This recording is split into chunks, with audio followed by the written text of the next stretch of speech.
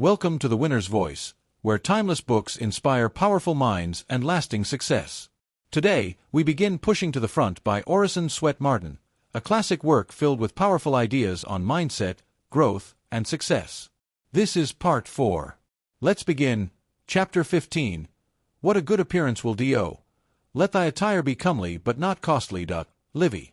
Costly thy habit as thy purse can buy, but not expressed in fancy, rich not gaudy. For the apparel oft proclaims the man. Shakespeare. I hold that gentleman to be the best dressed whose dress no one observes. Anthony Trollope. As a general thing, an individual who is neat in his person is neat in his morals. H. W. Shaw. There are two chief factors in good appearance: cleanliness of body and comeliness of attire. Usually these go together, neatness of attire indicating a sanitary care of the person, while outward slovenliness suggests a carelessness for appearance that probably goes deeper than the clothes covering the body. We express ourselves, first of all, in our bodies. The outer condition of the body is accepted as the symbol of the inner. If it is unlovely or repulsive, through sheer neglect or indifference, we conclude that the mind corresponds with it. As a rule, the conclusion is a just one. High ideals and strong, clean, wholesome lives and work are incompatible with low standards of personal cleanliness. A young man who neglects his bath will neglect his mind. He will quickly deteriorate in every way. A young woman who ceases to care for her appearance in minutest detail will soon cease to please. She will fall little by little until she degenerates into an ambitionless slattern. It is not to be wondered at that the Talmud places cleanliness next to godliness. I should place it nearer still, for I believe that absolute cleanliness is godliness. Cleanliness or purity of soul and body raises man to the highest estate. Without this he is nothing but a brute. There is a very close connection between a fine, strong, clean physique and a fine, strong, clean character. A man who allows himself to become careless in regard to the one will, in spite of himself, fall away in the other. But self-interest clamors as loudly as aesthetic or moral considerations for the fulfillment of the laws of cleanliness. Every day we see people receiving demerits for failure to live up to them. I can recall instances of capable stenographers who forfeited their positions because they did not keep their fingernails clean. An honest, intelligent man whom I know lost his place in a large publishing firm because he was careless about shaving and brushing his teeth. The other day a lady remarked that she went into a store to buy some ribbons, but when she saw the salesgirl's hands she changed her mind and made her purchase elsewhere.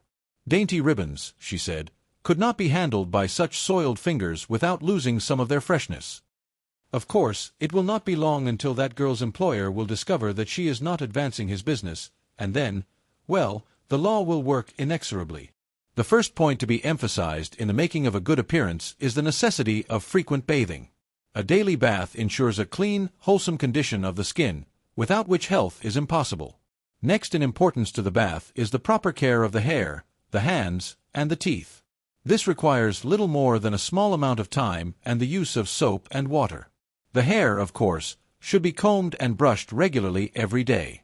If it is naturally oily, it should be washed thoroughly every 2 weeks with a good reliable scalp soap and warm water, to which a very little ammonia may be added. If the hair is dry or lacking in oily matter, it should not be washed oftener than once a month and the ammonia may be omitted. Manicure sets are so cheap that they are within the reach of almost everyone. If you cannot afford to buy a whole set, you can buy a file, you can get one as low as 10 cents, and keep your nails smooth and clean.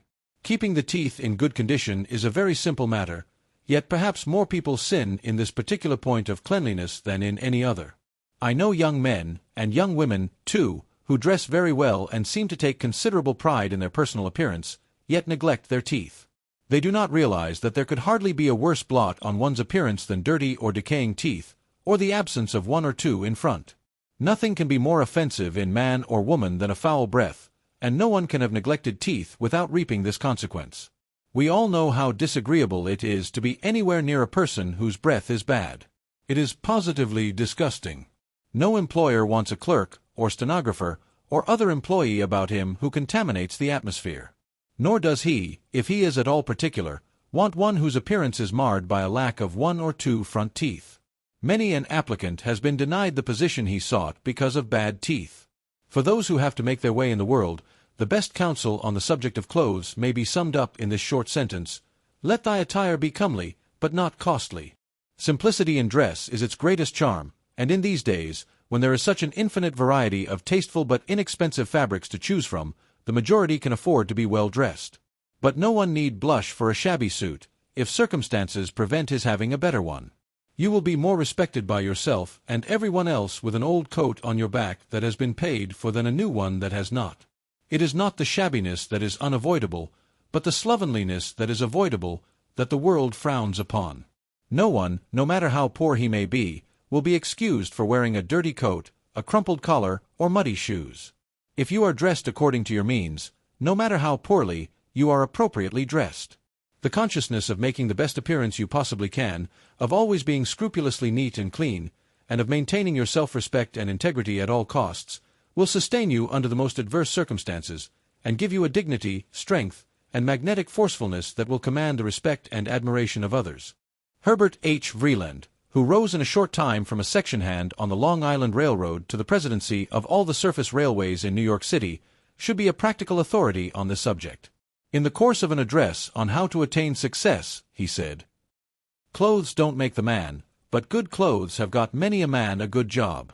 If you have $25 and want a job, it is better to spend $20 for a suit of clothes, $4 for shoes, and the rest for a shave, a haircut, and a clean collar, and walk to the place, than go with the money in the pockets of a dingy suit."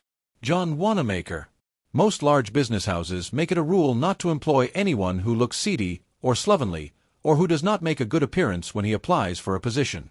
The man who hires all the salespeople for one of the largest retail stores in Chicago says, "While the routine of application is in every case strictly adhered to, the fact remains that the most important element in an applicant's chance for a trial is his personality.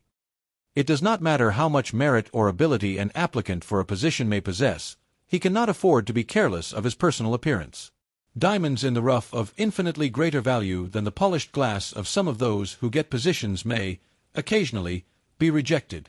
Applicants whose good appearance helped them to secure a place may often be very superficial in comparison with some who were rejected in their favor and may not have half their merit, but having secured it, they may keep it, though not possessing half the ability of the boy or girl who was turned away. That the same rule that governs employers in America holds in England is evidenced by the London Draper's Record. It says, "Wherever a marked personal care is exhibited for the cleanliness of the person and for neatness in dress, there is also almost always found extra carefulness as regards the finish of work done. Workpeople whose personal habits are slovenly produce slovenly work. Those who are careful of their own appearance are equally careful of the looks of the work they turn out. And probably what is true of the workroom is equally true of the region behind the counter.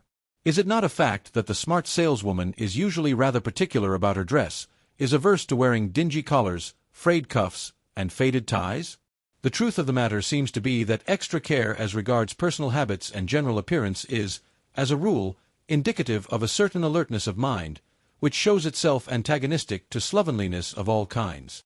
No young man or woman who wishes to retain that most potent factor of the successful life, self-respect, can afford to be negligent in the matter of dress, for the character is subdued to what it is clothed in.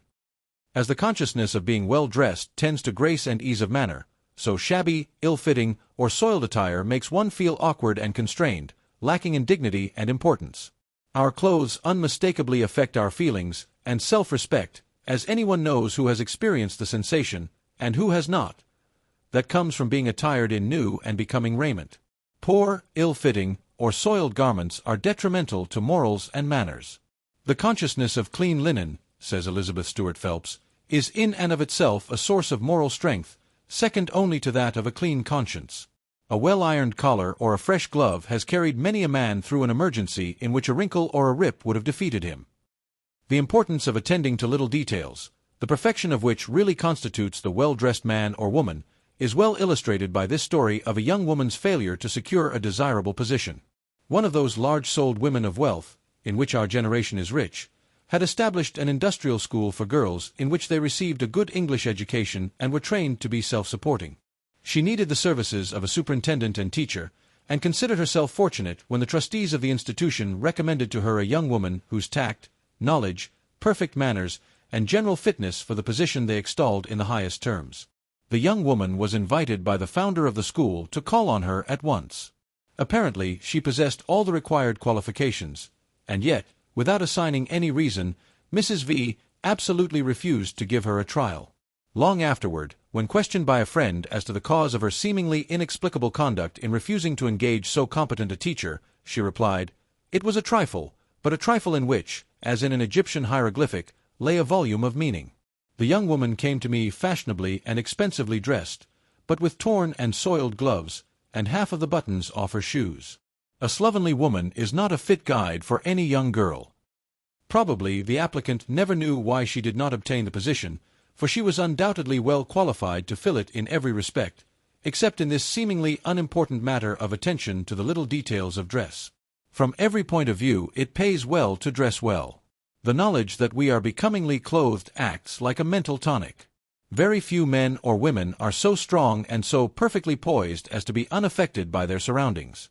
If you lie around half-dressed, without making your toilet, and with your room all in disorder, taking it easy because you do not expect or wish to see anybody, you will find yourself very quickly taking on the mood of your attire and environment. Your mind will slip down, it will refuse to exert itself, it will become as slovenly, slipshod, and inactive as your body. On the other hand, if, when you have an attack of the blues, when you feel half sick and not able to work, instead of lying around the house in your old wrapper or dressing gown, you take a good bath, a Turkish bath if you can afford it, put on your best clothes, and make your toilet as carefully as if you were going to a fashionable reception, you will feel like a new person. 9 times out of 10, before you have finished dressing your blues, and your half-sick feeling will have vanished like a bad dream, and your whole outlook on life will have changed. By emphasizing the importance of dress, I do not mean that you should be like Beau Brummel, the English fop, who spent $4,000 a year at his tailor's alone, and who used to take hours to tie his cravat. An undue love of dress is worse than a total disregard of it, and they love dress too much who go in debt for it, who make it their chief object in life, to the neglect of their most sacred duty to themselves and others, or who, like Beau Brummel, devote most of their waking hours to its study.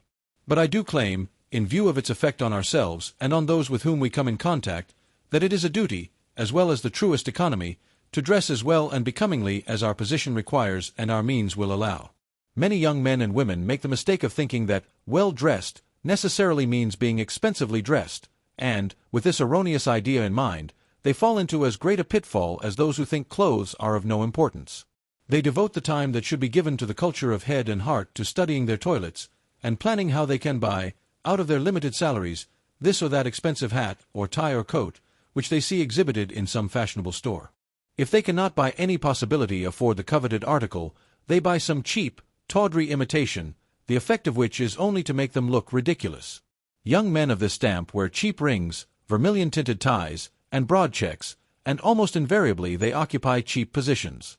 Like the dandy, whom Carlyle describes as a clothes-wearing man, a man whose trade, office, and existence consists in the wearing of clothes, every faculty of whose soul, spirit, person, and purse is heroically consecrated to this one object, they live to dress, and have no time to devote to self-culture or to fitting themselves for higher positions. The overdressed young woman is merely the feminine of the overdressed young man. The manners of both seem to have a subtle connection with their clothes. They are loud, flashy, vulgar. Their style of dress bespeaks a type of character even more objectionable than that of the slovenly, untidily dressed person.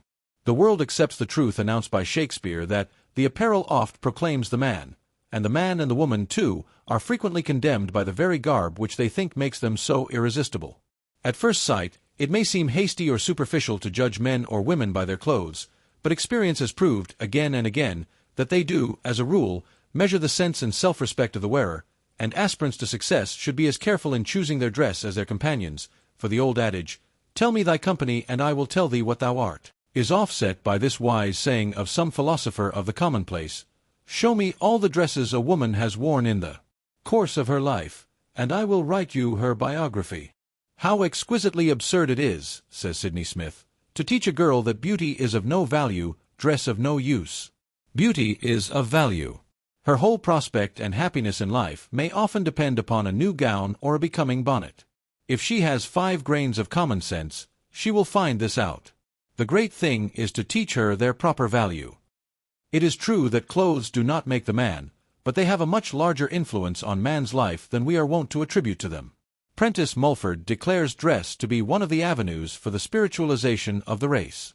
This is not an extravagant statement, when we remember what an effect clothes have in inciting to personal cleanliness. Let a woman, for instance, don an old soiled or worn wrapper, and it will have the effect of making her indifferent as to whether her hair is frowsy or in curl papers. It does not matter whether her face or hands are clean or not, or what sort of slipshod shoe she wears, for anything, she argues, is good enough to go with this old wrapper. Her walk, her manner, the general trend of her feelings, will in some subtle way be dominated by the old wrapper. Suppose she changes, puts on a dainty muslin garment instead, how different her looks and acts. Her hair must be becomingly arranged, so as not to be at odds with her dress. Her face and hands and fingernails must be spotless as the muslin which surrounds them. The down-at-heel old shoes are exchanged for suitable slippers. Her mind runs along new channels. She has much more respect for the wearer of the new, clean wrapper than for the wearer of the old, soiled one. Would you change the current of your thoughts? Change your raiment, and you will at once feel the effect. Even so great an authority as Buffon, the naturalist and philosopher, testifies to the influence of dress on thought. He declared himself utterly incapable of thinking to good purpose except in full court dress. This he always put on before entering his study, not even omitting his sword. There is something about ill-fitting, unbecoming, or shabby apparel which not only robs one of self-respect, but also of comfort and power. Good clothes give ease of manner, and make one talk well. The consciousness of being well-dressed gives a grace and ease of manner that even religion will not bestow, while inferiority of garb often induces restraint. One cannot but feel that God is a lover of appropriate dress. He has put robes of beauty and glory upon all his works. Every flower is dressed in richness, every field blushes beneath a mantle of beauty, every star is veiled in brightness, every bird is clothed in the habiliments of the most exquisite taste. And surely he is pleased when we provide a beautiful setting for the greatest of his handiworks. Chapter 16. Personality as a Success Asset. There is something about one's personality which eludes the photographer, which the painter cannot reproduce, which the sculptor cannot chisel. This subtle something which everyone feels, but which no one can describe, which no biographer ever put down in a book, has a great deal to do with one's success in life. It is this indescribable quality, which some persons have in a remarkable degree, which sets an audience wild at the mention of the name of a Blaine or a Lincoln, which makes people applaud beyond the bounds of enthusiasm. It was this peculiar atmosphere which made Clay the idol of his constituents. Although, perhaps, Calhoun was a greater man, he never aroused any such enthusiasm as the mill boy of the slashes. Webster and Sumner were great men, but they did not arouse a tithe of the spontaneous enthusiasm evoked by men like Blaine and Clay. A historian says that, in measuring Kossuth's influence over the masses, we must first reckon with the orator's physical bulk, and then carry the measuring line above his atmosphere. If we had discernment fine enough and tests delicate enough, we could not only measure the personal atmosphere of individuals, but could also make more accurate estimates concerning the future possibilities of schoolmates and young friends. We are often misled as to the position they are going to occupy from the fact that we are apt to take account merely of their ability, and do not reckon this personal atmosphere or magnetic power as a part of their success capital. Yet this individual atmosphere has quite as much to do with one's advancement as brain power or education. Indeed, we constantly see men of mediocre ability but with fine personal presence, superb manner, and magnetic qualities, being rapidly advanced over the heads of those who are infinitely their superiors in mental endowments. A good illustration of the influence of personal atmosphere is found in the orator who carries his audience with him like a whirlwind, while he is delivering his speech, and yet so little of this personal element adheres to his cold words in print that those who read them are scarcely moved at all. The influence of such speakers depends almost wholly upon their presence, the atmosphere that emanates from them. They are much larger than anything they say or do. Certain personalities are greater than mere physical beauty and more powerful than learning. Charm of personality is a divine gift that sways the strongest characters, and sometimes even controls the destinies of nations. We are unconsciously influenced by people who possess this magnetic power. The moment we come into their presence, we have a sense of enlargement. They unlock within us possibilities of which we previously had no conception. Our horizon broadens. We feel a new power stirring through all our being. We experience a sense of relief, as if a great weight which long had pressed upon us had been removed. We can converse with such people in a way that astonishes us, although meeting them, perhaps, for the first time. We express ourselves more clearly and eloquently than we believed we could. They draw out the best that is in us. They introduce us, as it were, to our larger, better selves. With their presence, impulses and longings come thronging to our minds which never stirred us before. All at once life takes on a higher and nobler meaning, and we are fired with a desire to do more than we have ever before done, and to be more than we have been in the past. A few minutes before, perhaps, we were sad and discouraged, when, suddenly, the flashlight of a potent personality of this kind has opened a rift in our lives and revealed to us hidden capabilities. Sadness gives place to joy, despair to hope, and disheartenment to encouragement. We have been touched to finer issues, we have caught a glimpse of higher ideals, and, for the moment, at least, have been transformed. The old commonplace life, with its absence of purpose and endeavor, has dropped out of sight, and we resolve, with better heart and newer hope, to struggle to make permanently ours the forces and potentialities that have been revealed to us. Even a momentary contact with a character of this kind seems to double our mental and soul powers, as two great dynamos double the current which passes over the wire, and we are loath to leave the magical presence lest we lose our newborn power. On the other hand, we frequently meet people who make us shrivel and shrink into ourselves. The moment they come near us we experience a cold chill, as if a blast of winter had struck us in midsummer. A blighting, narrowing sensation, which seems to make us suddenly smaller, passes over us. We feel a decided loss of power, of possibility. We could no more smile in their presence than we could laugh while at a funeral. Their gloomy miasmatic atmosphere chills all our natural impulses. In their presence there is no possibility of expansion for us. As a dark cloud suddenly obscures the brightness of a smiling summer sky, their shadows are cast upon us and fill us with vague, undefinable uneasiness. We instinctively feel that such people have no sympathy with our aspirations, and our natural prompting is to guard closely any expression of our hopes and ambitions. When they are near us, our laudable purposes and desires shrink into insignificance and mere foolishness. The charm of sentiment vanishes and life seems to lose color and zest. The effect of their presence is paralyzing, and we hasten from it as soon as possible. If we study these two types of personality, we shall find that the chief difference between them is that the first loves his kind, and the latter does not. Of course, that rare charm of manner which captivates all those who come within the sphere of its influence, and that strong personal magnetism which inclines all hearts toward its fortunate possessor, are largely natural gifts. But we shall find that the man who practices unselfishness, who is genuinely interested in the welfare of others, who feels it a privilege to have the power to do a fellow creature a kindness, even though polished manners and a gracious presence may be conspicuous by their absence, will be an elevating influence wherever he goes. He will bring encouragement to and uplift every life that touches his. He will be trusted and loved by all who come in contact with him. This type of personality we may all cultivate if we will. Magnetic personality is intangible. This mysterious something, which we sometimes call individuality, is often more powerful than the ability which can be measured, or the qualities that can be rated. Many women are endowed with this magnetic quality, which is entirely independent of personal beauty. It is often possessed in a high degree by very plain women. This was notably the case with some of the women who ruled in the French salons more absolutely than the king on his throne. At a social gathering, when conversation drags, and interest is at a low ebb, the entrance of some bright woman with a magnetic personality instantly changes the whole situation. She may not be handsome, but everybody is attracted. It is a privilege to speak to her. People who possess this rare quality are frequently ignorant of the source of their power. They simply know they have it, but cannot locate or describe it. While it is, like poetry, music, or art, a gift of nature, born in one, it can be cultivated to a certain extent. Much of the charm of a magnetic personality comes from a fine, cultivated manner. Tact, also, is a very important element, next to a fine manner, perhaps the most important. One must know exactly what to do, and be able to do just the right thing at the proper time. Good judgment and common sense are indispensable to those who are trying to acquire this magic power. Good taste is also one of the elements of personal charm. You cannot offend the tastes of others without hurting their sensibilities. One of the greatest investments one can make is that of attaining a gracious manner, cordiality of bearing, generosity of feeling, the delightful art of pleasing.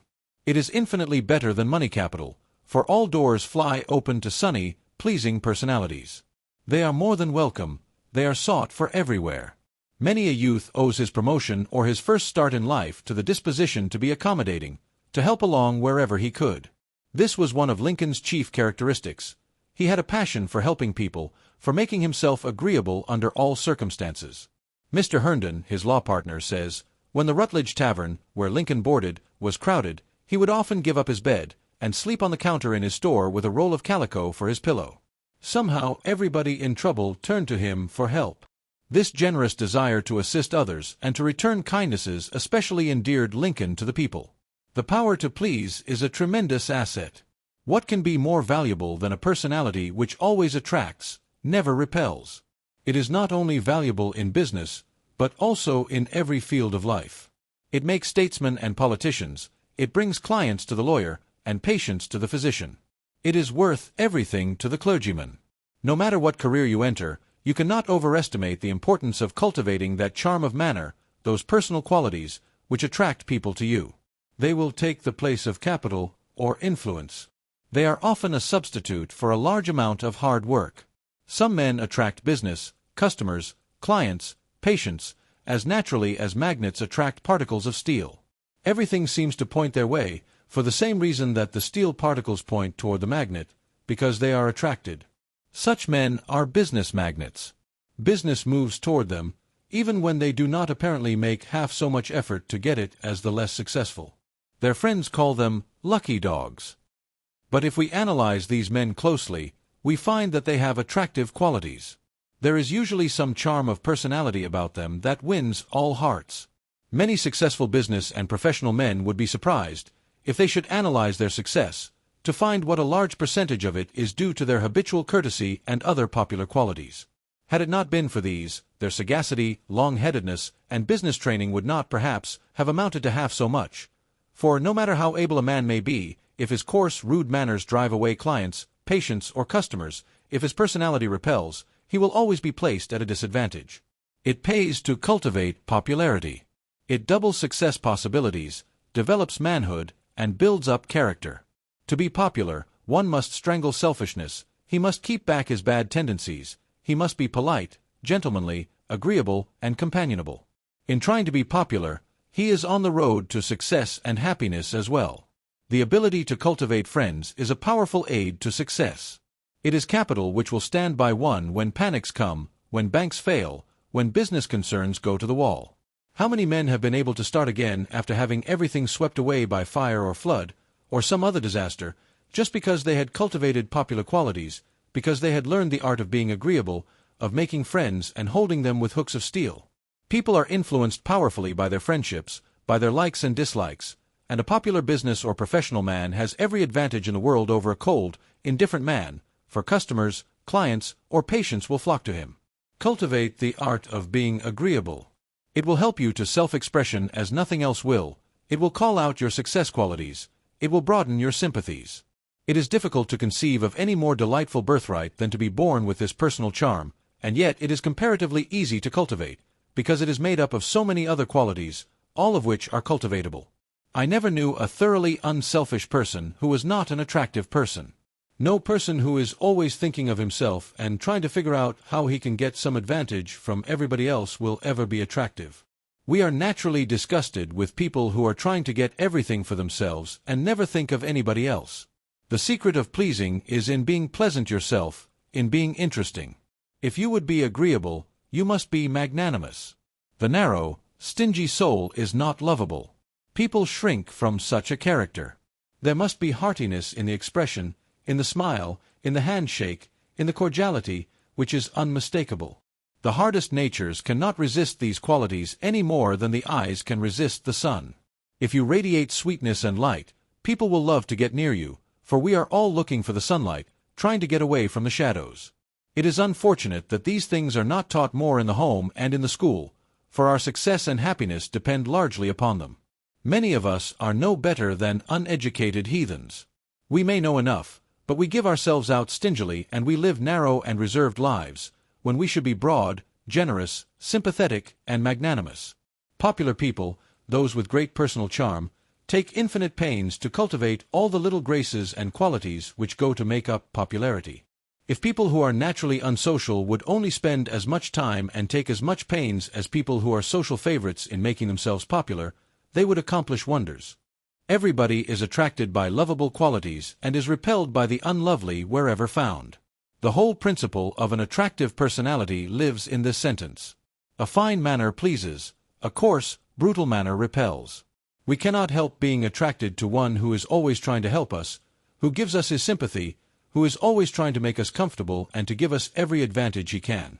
On the other hand, we are repelled by people who are always trying to get something out of us, who elbow their way in front of us, to get the best seat in a car or a hall, who are always looking for the easiest chair, or for the choicest bits at the table, who are always wanting to be waited on first at the restaurant or hotel, regardless of others.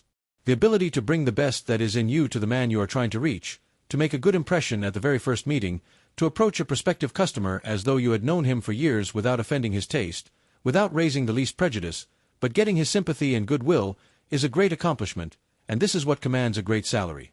There is a charm in a gracious personality from which it is very hard to get away. It is difficult to snub the man who possesses it. There is something about him which arrests your prejudice, and no matter how busy or how worried you may be, or how much you may dislike to be interrupted, somehow you haven't the heart to turn away the man with a pleasing personality, who has not felt his power multiplied many times, his intellect sharpened, and a keener edge put on all of his faculties, when coming into contact with a strong personality which has called forth hidden powers which he never before dreamed he possessed, so that he could say things and do things impossible to him when alone. The power of the orator, which he flings back to his listeners, he first draws from his audience, but he could never get it from the separate individuals any more than the chemist could get the full power from chemicals standing in separate bottles in his laboratory. It is in contact and combination only that new creations, new forces, are developed. We little realize what a large part of our achievement is due to others working through us, to their sharpening our faculties, radiating hope, encouragement, and helpfulness into our lives, and sustaining and inspiring us mentally. We are apt to overestimate the value of an education from books alone. A large part of the value of a college education comes from the social intercourse of the students, the reinforcement, the buttressing of character by association. Their faculties are sharpened and polished by the attrition of mind with mind, and the pitting of brain against brain, which stimulate ambition, brighten the ideals, and open up new hopes and possibilities. Book knowledge is valuable, but the knowledge which comes from mind intercourse is invaluable. Two substances totally unlike, but having a chemical affinity for each other, may produce a third infinitely stronger than either, or even both of those which unite. Two people with a strong affinity often call into activity in each other a power which neither dreamed he possessed before. Many an author owes his greatest book, his cleverest saying to a friend who has aroused in him latent powers which otherwise might have remained dormant. Artists have been touched by the power of inspiration through a masterpiece, or by someone they happened to meet who saw in them what no one else had ever seen, the power to do an immortal thing. The man who mixes with his fellows is ever on a voyage of discovery, finding new islands of power in himself which would have remained forever hidden but for association with others. Everybody he meets has some secret for him, if he can only extract it, something which he never knew before, something which will help him on his way, something which will enrich his life. No man finds himself alone. Others are his discoverers. It is astonishing how much you can learn from people in social intercourse when you know how to look at them rightly. But it is a fact that you can only get a great deal out of them by giving them a great deal of yourself. The more you radiate yourself, the more magnanimous you are, the more generous of yourself, the more you fling yourself out to them without reserve, the more you will get back. You must give much in order to get much. The current will not set toward you until it goes out from you. About all you get from others is a reflex of the currents from yourself. The more generously you give, the more you get in return. You will not receive if you give out stingily, narrowly, meanly. You must give of yourself in a whole-hearted, generous way, or you will receive only stingy rivulets, when you might have had great rivers and torrents of blessings. A man who might have been symmetrical, well-rounded, had he availed himself of every opportunity of touching life along all sides, remains a pygmy in everything except his own little specialty, because he did not cultivate his social side. It is always a mistake to miss an opportunity of meeting with our kind, and especially of mixing with those above us, because we can always carry away something of value. It is through social intercourse that our rough corners are rubbed off, that we become polished and attractive. If you go into social life with a determination to give it something, to make it a school for self-improvement, for calling out your best social qualities, for developing the latent brain cells, which have remained dormant for the lack of exercise, you will not find society either a bore or unprofitable. But you must give it something, or you will not get anything. When you learn to look upon everyone you meet as holding a treasure, something which will enrich your life, which will enlarge and broaden your experience, and make you more of a man, you will not think the time in the drawing room wasted. The man who is determined to get on will look upon every experience as an educator, as a culture chisel, which will make his life a little more shapely and attractive. Frankness of manner is one of the most delightful of traits in young or old. Everybody admires the open-hearted, the people who have nothing to conceal, and who do not try to cover up their faults and weaknesses. They are, as a rule, large-hearted and magnanimous. They inspire love and confidence, and, by their very frankness and simplicity, invite the same qualities in others. Secretiveness repels as much as frankness attracts. There is something about the very inclination to conceal or cover up which arouses suspicion and distrust. We cannot have the same confidence in people who possess this trait, no matter how good they may seem to be, as in frank, sunny natures. Dealing with these secretive people is like traveling on a stagecoach on a dark night. There is always a feeling of uncertainty. We may come out all right, but there is a lurking fear of some pitfall or unknown danger ahead of us. We are uncomfortable because of the uncertainties. They may be all right, and may deal squarely with us, but we are not sure and cannot trust them. No matter how polite or gracious a secretive person may be, we can never rid ourselves of the feeling that there is a motive behind his graciousness, and that he has an ulterior purpose in view. He is always more or less of an enigma, because he goes through life wearing a mask. He endeavors to hide every trait that is not favorable to himself. Never, if he can help it, do we get a glimpse of the real man. How different the man who comes out in the open, who has no secrets, who reveals his heart to us, and who is frank, broad, and liberal. How quickly he wins our confidence. How we all like and trust him. We forgive him for many a slip or weakness, because he is always ready to confess his faults, and to make amends for them. If he has bad qualities, they are always in sight, and we are ready to make allowances for them. His heart is sound and true, his sympathies are broad and active. The very qualities he possesses, frankness and simplicity, are conducive to the growth of the highest manhood and womanhood. In the Black Hills of South Dakota there lived a humble, ignorant miner, who won the love and goodwill of everyone. "You can't help liking him," said an English miner, and when asked why the miners and the people in the town couldn't help liking him, he answered, "Because he has a hurt in him. He's a man. He always helps the boys when in trouble. You never go to him for nothing." Bright, handsome young men, graduates of Eastern colleges, were there seeking their fortune, a great many able, strong men drawn there from different parts of the country by the gold fever, but none of them held the public confidence like this poor man. He could scarcely write his name, and knew nothing of the usages of polite society, yet he so entrenched himself in the hearts in his community that no other man, however educated or cultured, had the slightest chance of being elected to any office of prominence while Ike was around. He was elected mayor of his town, and sent to the legislature, although he could not speak a grammatical sentence. It was all because he had a heart in him. He was a man. Chapter 17. If you can talk well. When Charles W. Eliot was president of Harvard, he said, "I recognize but one mental acquisition as an essential part of the education of a lady or gentleman, namely, an accurate and refined use of the mother tongue." Sir Walter Scott defined a good conversationalist as one who has ideas, who reads, thinks, listens, and who has therefore something to say. There is no other one thing which enables us to make so good an impression, especially upon those who do not know us thoroughly, as the ability to converse well. To be a good conversationalist, able to interest people, to rivet their attention, to draw them to you naturally, by the very superiority of your conversational ability, is to be the possessor of a very great accomplishment, one which is superior to all others. It not only helps you to make a good impression upon strangers, it also helps you to make and keep friends. It opens doors and softens hearts. It makes you interesting in all sorts of company. It helps you to get on in the world. It sends you clients, patients, customers. It helps you into the best society, even though you are poor. A man who can talk well, who has the art of putting things in an attractive way, who can interest others immediately by his power of speech, has a very great advantage over one who may know more than he, but who cannot express himself with ease or eloquence. No matter how expert you may be in any other art or accomplishment, you cannot use your expertness always and everywhere as you can the power to converse well. If you are a musician, no matter how talented you may be, or how many years you may have spent in perfecting yourself in your specialty, or how much it may have cost you, only comparatively few people can ever hear or appreciate your music.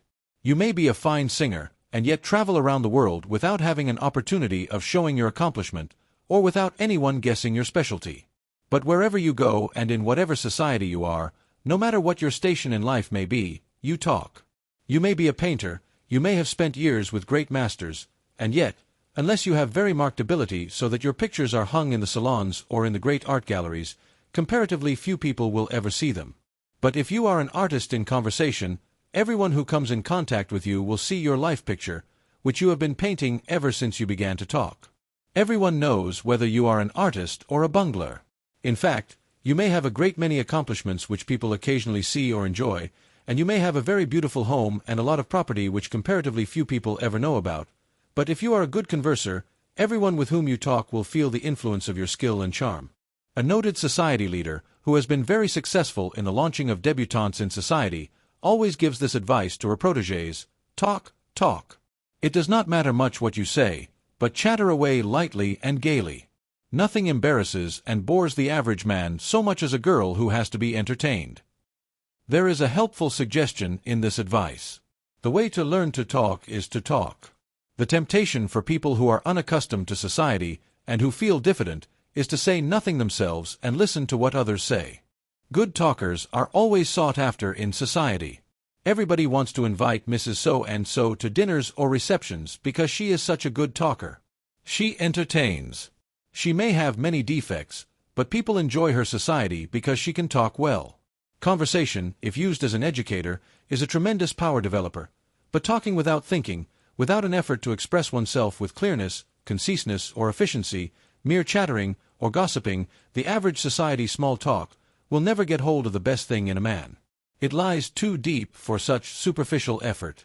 Thousands of young people who envy such of their mates as are getting on faster than they are keep on wasting their precious evenings and their half-holidays, saying nothing but the most frivolous, frothy, senseless things which do not rise to the level of humor, but the foolish, silly talk which demoralizes one's ambition, lowers one's ideals and all the standards of life, because it begets habits of superficial and senseless thinking. On the streets, on the cars, and in public places, loud, coarse voices are heard in light, flippant, slipshod speech, in coarse slang expressions. You're talking through your hat, search me, you just bet, well, that's the limit, I hate that man, he gets on my nerves, and a score of other such vulgarities we often hear. Nothing else will indicate your fineness or coarseness of culture, your breeding or lack of it, so quickly as your conversation. It will tell your whole life story. What you say, and how you say it, will betray all your secrets, will give the world your true measure. There is no accomplishment, no attainment which you can use so constantly and effectively, which will give so much pleasure to your friends, as fine conversation. There is no doubt that the gift of language was intended to be a much greater accomplishment than the majority of us have ever made of it. Most of us are bunglers in our conversation because we do not make an art of it. We do not take the trouble or pains to learn to talk well. We do not read enough or think enough. Most of us express ourselves in sloppy, slipshod English, because it is so much easier to do so than it is to think before we speak, to make an effort to express ourselves with elegance, ease, and power. Poor conversers excuse themselves for not trying to improve by saying that good talkers are born, not made. We might as well say that good lawyers, good physicians, or good merchants are born, not made. None of them would ever get very far without hard work. This is the price of all achievement that is of value. Many a man owes his advancement very largely to his ability to converse well. The ability to interest people in your conversation, to hold them, is a great power. The man who has a bungling expression, who knows a thing, but never can put it in logical, interesting, or commanding language, is always placed at a great disadvantage. I know a businessman who has cultivated the art of conversation to such an extent that it is a great treat to listen to him. His language flows with such liquid, limpid beauty, his words are chosen with such exquisite delicacy, taste, and accuracy, there is such a refinement in his diction that he charms everyone who hears him speak. All his life he has been a reader of the finest prose and poetry, and has cultivated conversation as a fine art. You may think you are poor and have no chance in life. You may be situated so that others are dependent upon you, and you may not be able to go to school or college, or to study music or art, as you long to. You may be tied down to an iron environment. You may be tortured with an unsatisfied, disappointed ambition, and yet you can become an interesting talker, because in every sentence you utter you can practice the best form of expression. Every book you read, every person with whom you converse, who uses good English, can help you. Few people think very much about how they are going to express themselves. They use the first words that come to them. They do not think of forming a sentence so that it will have beauty, brevity, transparency, power. The words flow from their lips helter-skelter, with little thought of arrangement or order. Now and then we meet a real artist in conversation, and it is such a treat and delight that we wonder why the most of us should be such bunglers in our conversation, that we should make such a botch of the medium of communication between human beings, when it is capable of being made the art of arts. I have met a dozen persons in my lifetime who have given me such a glimpse of its superb possibilities that it has made all other arts seem comparatively unimportant to me. I was once a visitor at Wendell Phillips's home in Boston, and the music of his voice, the liquid charm of his words, the purity, the transparency of his diction, the profundity of his knowledge, the fascination of his personality, and his marvelous art of putting things, I shall never forget. He sat down on the sofa beside me and talked as he would to an old schoolmate, and it seemed to me that I had never heard such exquisite and polished English. I have met several English people who possessed that marvelous power of soul in conversation which charms all who come under its spell. Mrs. Mary A. Livermore, Julia Ward Howe, and Elizabeth S. P. Ward had this wonderful conversational charm, as has ex-President Eliot of Harvard. The quality of the conversation is everything. We all know people who use the choicest language and express their thoughts in fluent, liquid diction, who impress us by the wonderful flow of their conversation, but that is all there is to it. They do not impress us with their thoughts. They do not stimulate us to action. We do not feel any more determined to do something in the world, to be somebody, after we have heard them talk than we felt before. We know other people who talk very little, but whose words are so full of meat and stimulating brain force that we feel ourselves multiplied many times by the power they have injected into us. In olden times, the art of conversation reached a much higher standard than that of today. The deterioration is due to the complete revolution in the conditions of modern civilization. Formerly, people had almost no other way of communicating their thoughts than by speech. Knowledge of all kinds was disseminated almost wholly through the spoken word. There were no great daily newspapers, no magazines or periodicals of any kind. The great discoveries of vast wealth in the precious minerals, the new world opened up by inventions and discoveries, and the great impetus to ambition have changed all this. In this lightning express age, in these strenuous times, when everybody has the mania to attain wealth and position, we no longer have time to reflect with deliberation and to develop our powers of conversation.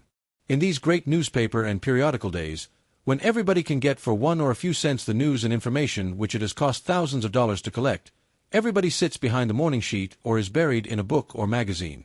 There is no longer the same need of communicating thought by the spoken word. Oratory is becoming a lost art for the same reason. Printing has become so cheap that even the poorest homes can get more reading for a few dollars than kings and noblemen could afford in the Middle Ages. It is a rare thing to find a polished conversationalist today. So rare is it to hear one speaking exquisite English and using a superb diction that it is indeed a luxury. Good reading, however, will not only broaden the mind and give new ideas, but it will also increase one's vocabulary, and that is a great aid to conversation. Many people have good thoughts and ideas, but they cannot express them because of the poverty of their vocabulary. They have not words enough to clothe their ideas and make them attractive. They talk around in a circle, repeat and repeat, because, when they want a particular word to convey their exact meaning, they cannot find it. If you are ambitious to talk well, you must be as much as possible in the society of well-bred, cultured people. If you seclude yourself, though you are a college graduate, you will be a poor converser.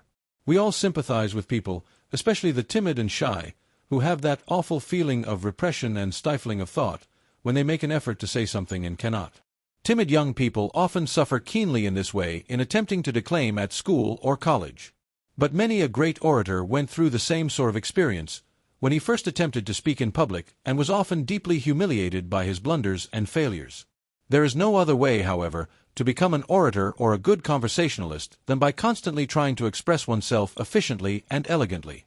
If you find that your ideas fly from you when you attempt to express them, that you stammer and flounder about for words which you are unable to find, you may be sure that every honest effort you make, even if you fail in your attempt, will make it all the easier for you to speak well the next time.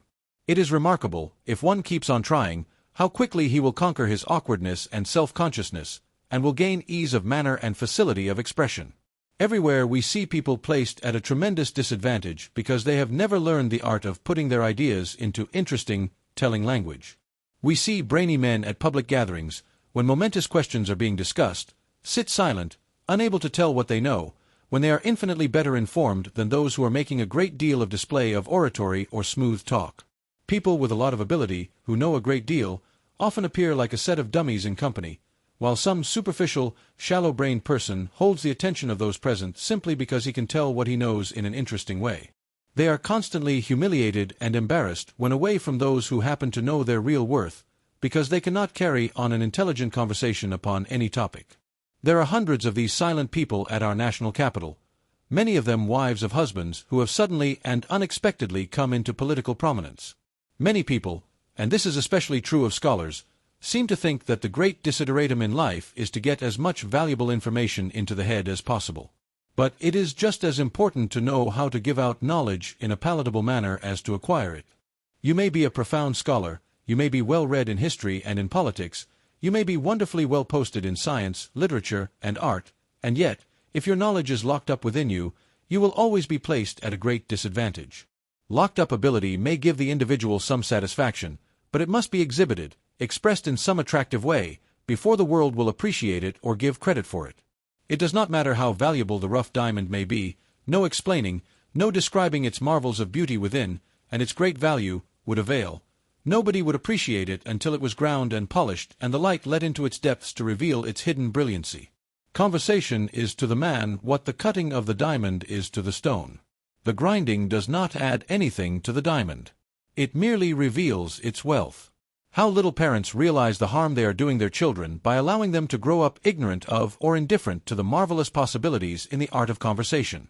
In the majority of homes, children are allowed to mangle the English language in a most painful way. Nothing else will develop the brain and character more than the constant effort to talk well, intelligently, interestingly, upon all sorts of topics.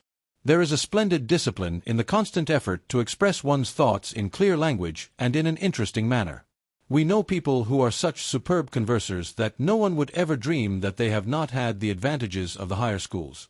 Many a college graduate has been silenced and put to shame by people who have never even been to a high school, but who have cultivated the art of self-expression. The school and the college employ the student comparatively a few hours a day for a few years. Conversation is a training in a perpetual school. Many get the best part of their education in this school. Conversation is a great ability discoverer, a great revealer of possibilities and resources. It stimulates thought wonderfully. We think more of ourselves if we can talk well, if we can interest and hold others. The power to do so increases our self-respect, our self-confidence. No man knows what he really possesses until he makes his best effort to express to others what is in him. Then the avenues of the mind fly open, the faculties are on the alert. Every good converser has felt a power come to him from the listener which he never felt before, and which often stimulates and inspires to fresh endeavor. The mingling of thought with thought, the contact of mind with mind, develops new powers, as the mixing of two chemicals often produces a new third substance. To converse well one must listen well also, hold oneself in a receptive attitude. We are not only poor conversationalists, but we are poor listeners as well. We are too impatient to listen. Instead of being attentive and eager to drink in the story or the information, we have not enough respect for the talker to keep quiet.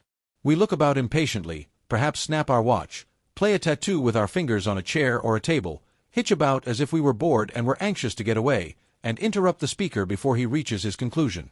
In fact, we are such an impatient people that we have no time for anything excepting to push ahead, to elbow our way through the crowd to get the position or the money we desire.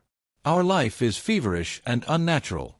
We have no time to develop charm of manner or elegance of diction. We are too intense for epigram or repartee. We lack time.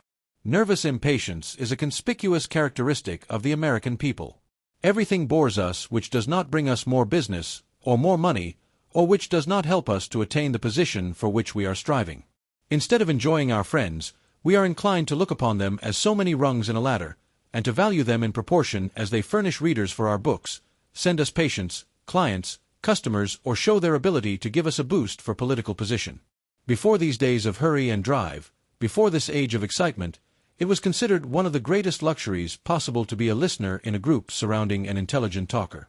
It was better than most modern lectures, than anything one could find in a book, for there was a touch of personality, a charm of style, a magnetism which held, a superb personality which fascinated. For the hungry soul, yearning for an education, to drink in knowledge from those wise lips was to be fed with a royal feast indeed. But today everything is touch and go. We have no time to stop on the street and give a decent salutation. It is, "How do?" or "Morning," accompanied by a sharp nod of the head, instead of by a graceful bow. We have no time for the graces and the charms. Everything must give way to the material. We have no time for the development of a fine manner. The charm of the days of chivalry and leisure has almost vanished from our civilization. A new type of individual has sprung up. We work like Trojans during the day, and then rush to a theater or other place of amusement in the evening. We have no time to make our own amusement or to develop the faculty of humor and fun-making as people used to do. We pay people for doing that while we sit and laugh. We are like some college boys who depend upon tutors to carry them through their examinations. They expect to buy their education ready-made. Life is becoming so artificial, so forced, so diverse from naturalness, we drive our human engines at such a fearful speed, that our finer life is crushed out. Spontaneity and humor, and the possibility of a fine culture and a superb charm of personality in us are almost impossible and extremely rare. One cause for our conversational decline is a lack of sympathy. We are too selfish, too busily engaged in our own welfare, and wrapped up in our own little world, too intent upon our own self-promotion to be interested in others. No one can make a good conversationalist who is not sympathetic. You must be able to enter into another's life, to live it with the other person, to be a good listener or a good talker. Walter Besant used to tell of a clever woman who had a great reputation as a conversationalist, though she talked very little. She had such a cordial, sympathetic manner that she helped the timid and the shy to say their best things, and made them feel at home. She dissipated their fears, and they could say things to her which they could not say to anyone else. People thought her an interesting conversationalist because she had this ability to call out the best in others. If you would make yourself agreeable, you must be able to enter into the life of the people you are conversing with, and you must touch them along the lines of their interest.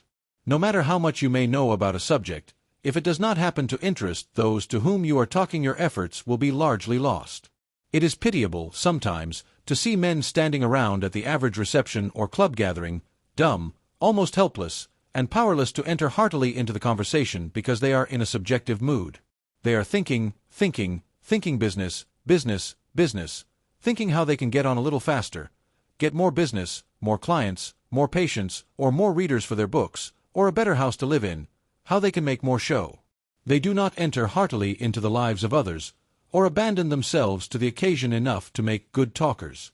They are cold and reserved, distant, because their minds are somewhere else, their affections on themselves and their own affairs. There are only two things that interest them: business and their own little world.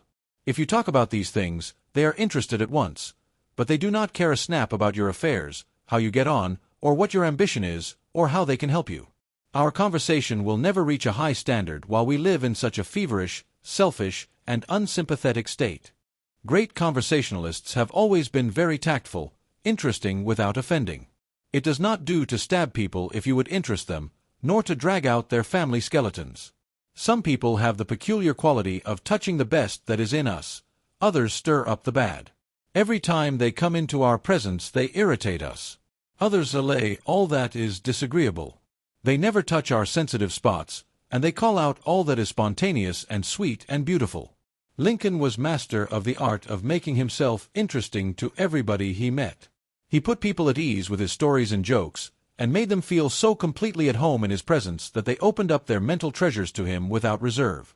Strangers were always glad to talk with him because he was so cordial and quaint, and always gave more than he got. A sense of humor such as Lincoln had is, of course, a great addition to one's conversational power. But not everyone can be funny, and, if you lack the sense of humor, you will make yourself ludicrous by attempting to be funny. A good conversationalist, however, is not too serious. He does not deal too much with facts, no matter how important. Facts, statistics, weary. Vivacity is absolutely necessary. Heavy conversation bores. Too light, disgusts. Therefore, to be a good conversationalist you must be spontaneous, buoyant, natural, sympathetic, and must show a spirit of goodwill.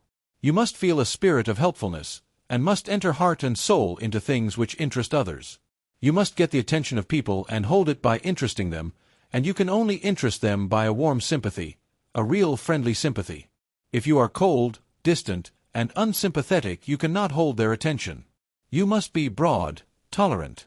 A narrow, stingy soul never talks well. A man who is always violating your sense of taste, of justice, and of fairness, never interests you. You lock tight all the approaches to your inner self, every avenue is closed to him.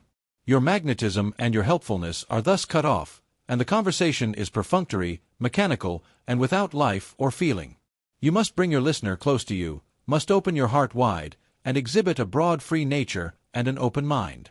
You must be responsive, so that he will throw wide open every avenue of his nature and give you free access to his heart of hearts. If a man is a success anywhere, it ought to be in his personality, in his power to express himself in strong, effective, interesting language. He should not be obliged to give a stranger an inventory of his possessions in order to show that he has achieved something.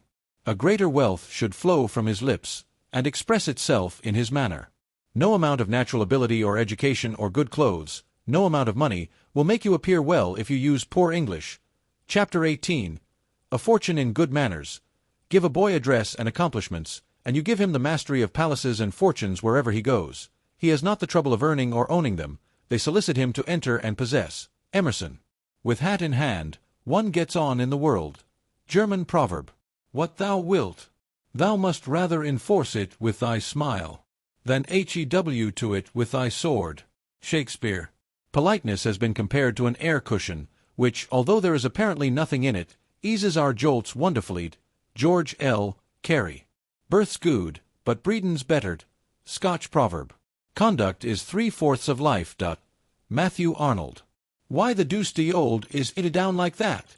Asked a Cockney sergeant major angrily, when a worthy fellow soldier wished to be reinstated in a position from which he had been dismissed. Has es been hon officer, he bought to know how to behave hisself better. What use would he be as a non-commissioned officer, if he didn't dare look his men in the face? If a man wants to be a soldier, I say, let him cock his chin up, switch his stick abart a bit, and give a crack hover the iddy to anybody who comes foolin' round him, else he might just as well be a Methodist parson. The English is somewhat rude, but it expresses pretty forcibly the fact that a good bearing is indispensable to success as a soldier. Mien and manner have much to do with our influence and reputation in any walk of life. Don't you wish you had my power? Asked the east wind of the zephyr. Why, when I start they hail me by storm signals all along the coast. I can twist off a ship's mast as easily as you can waft thistledown. With one sweep of my wing I strew the coast from Labrador to Cape Horn with shattered ship timber. I can lift and have often lifted the Atlantic. I am the terror of all invalids, and to keep me from piercing to the very marrow of their bones, men cut down forests for their fires and explore the mines of continents for coal to feed their furnaces. Under my breath the nations crouch in sepulchres. Don't you wish you had my power? Zephyr made no reply, but floated from out the bowers of the sky, and all the rivers and lakes and seas, all the forests and fields, all the beasts and birds and men smiled at its coming. Gardens bloomed, orchards ripened, silver wheat fields turned to gold, fleecy clouds went sailing in a lofty heaven, the pinions of birds and the sails of vessels were gently wafted onward, and health and happiness were everywhere. The foliage and flowers and fruits and harvests, the warmth and sparkle and gladness and beauty and life were the only answer Zephyr gave to the insolent question of the proud but pitiless east wind. The story goes that Queen Victoria once expressed herself to her husband in rather a despotic tone, and Prince Albert, whose manly self-respect was smarting at her words, sought the seclusion of his own apartment, closing and locking the door. In about 5 minutes someone knocked. "Who is it?" inquired the prince. "It is I, "Open to the Queen of England," haughtily responded Her Majesty. There was no reply. After a long interval there came a gentle tapping and the low-spoken words, "It is I, Victoria, your wife." Is it necessary to add that the door was opened, or that the disagreement was at an end? It is said that civility is to a man what beauty is to a woman. It creates an instantaneous impression in his behalf. The monk Ball, according to a quaint old legend, died while under the ban of excommunication by the Pope, and was sent in charge of an angel to find his proper place in the nether world. But his genial disposition and great conversational powers won friends wherever he went. The fallen angels adopted his manner, and even the good angels went a long way to see him and live with him. He was removed to the lowest depths of Hades, but with the same result.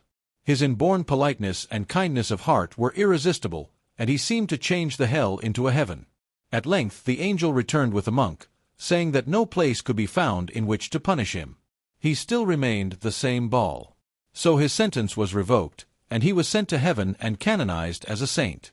The Duke of Marlborough wrote English badly and spelled it worse, yet he swayed the destinies of empires.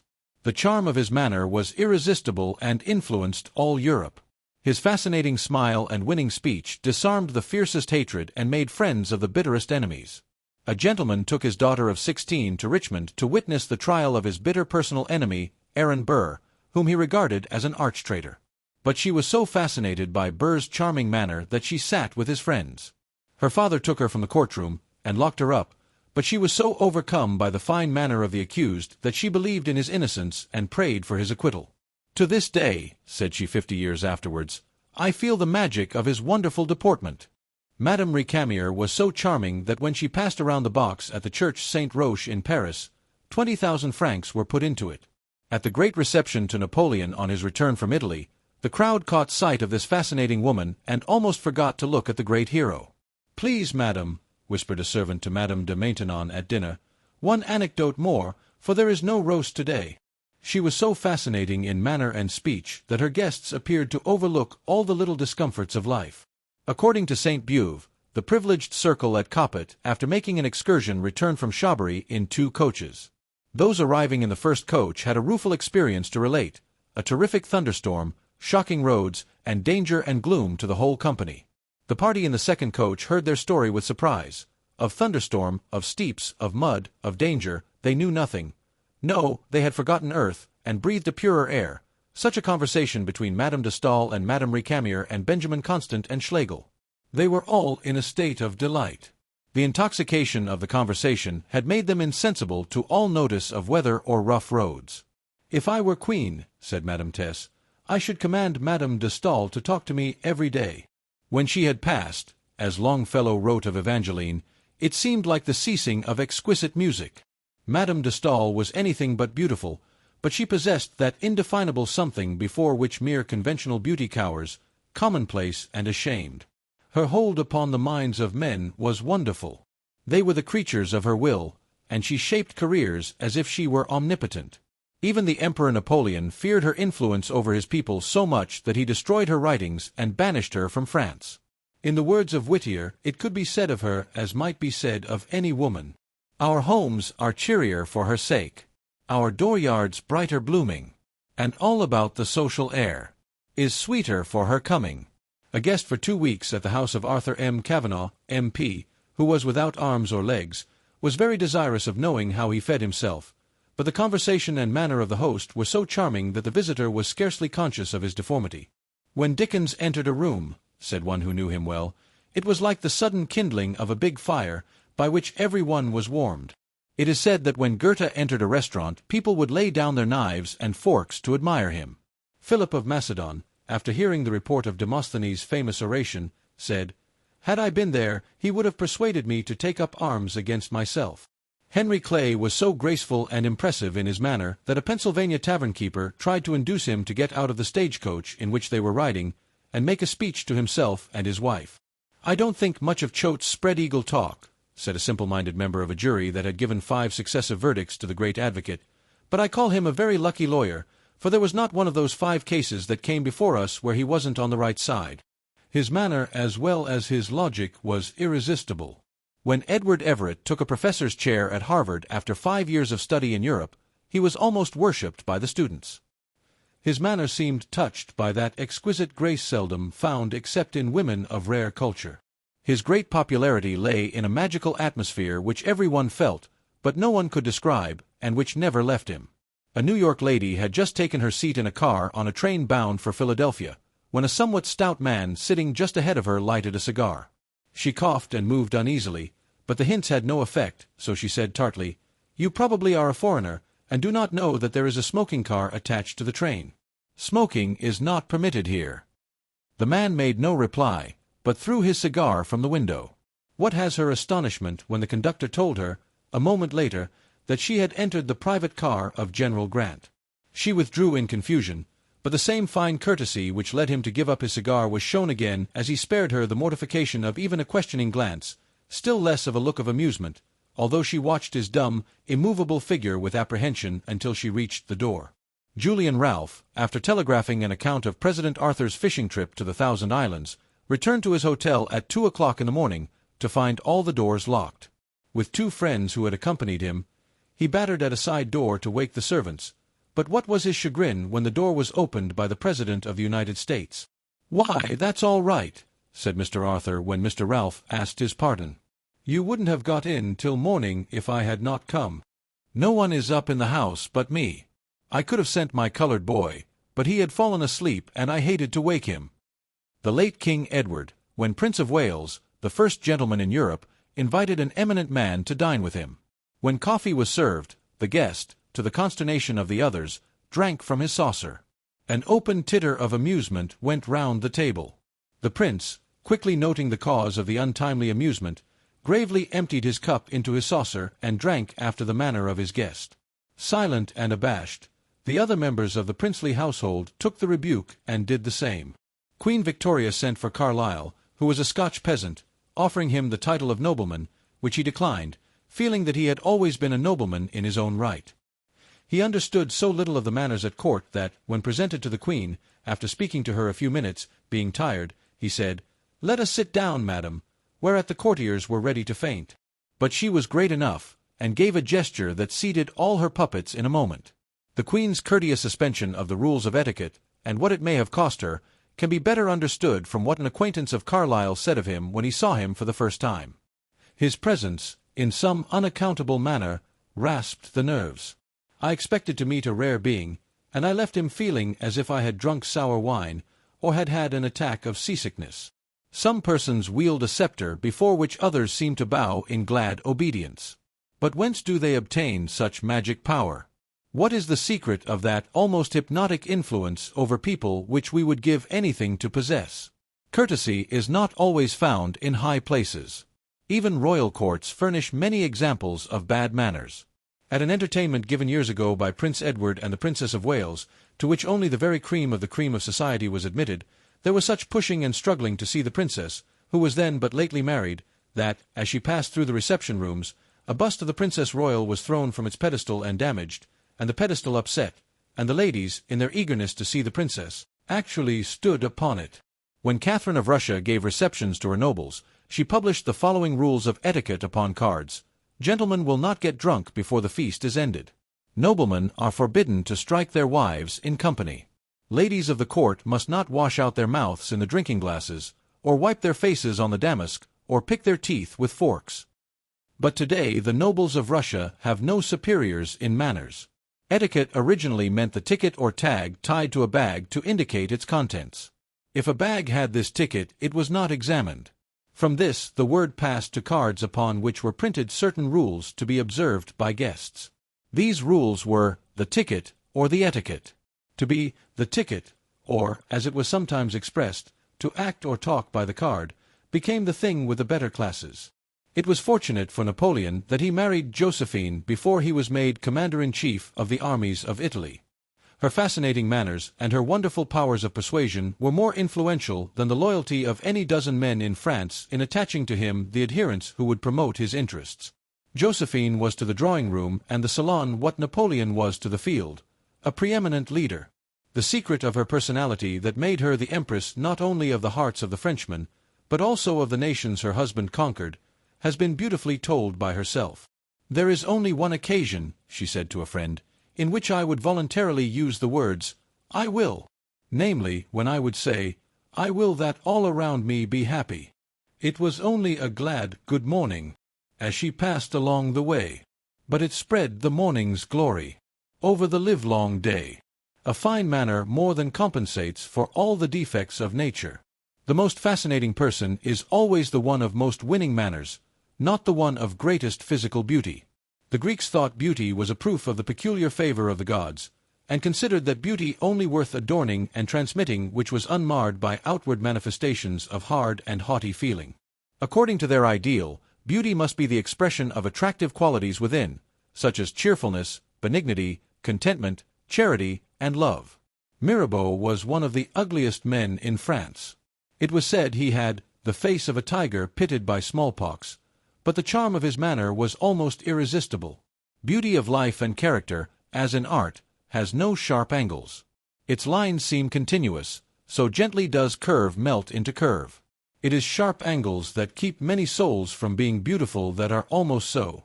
Our good is less good when it is abrupt, rude, ill-timed, or ill-placed. Many a man and woman might double their influence and success by a kindly courtesy and a fine manner.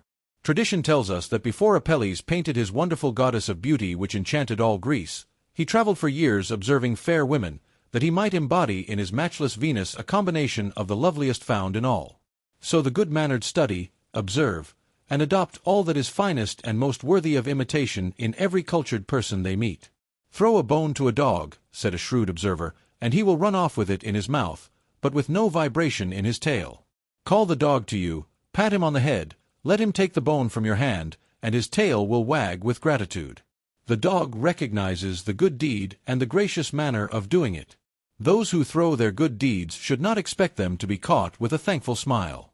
Ask a person at Rome to show you the road," said Dr. Guthrie of Edinburgh, "and he will always give you a civil and polite answer, but ask any person a question for that purpose in this country, Scotland, and he will say, 'Follow your nose and you will find it.'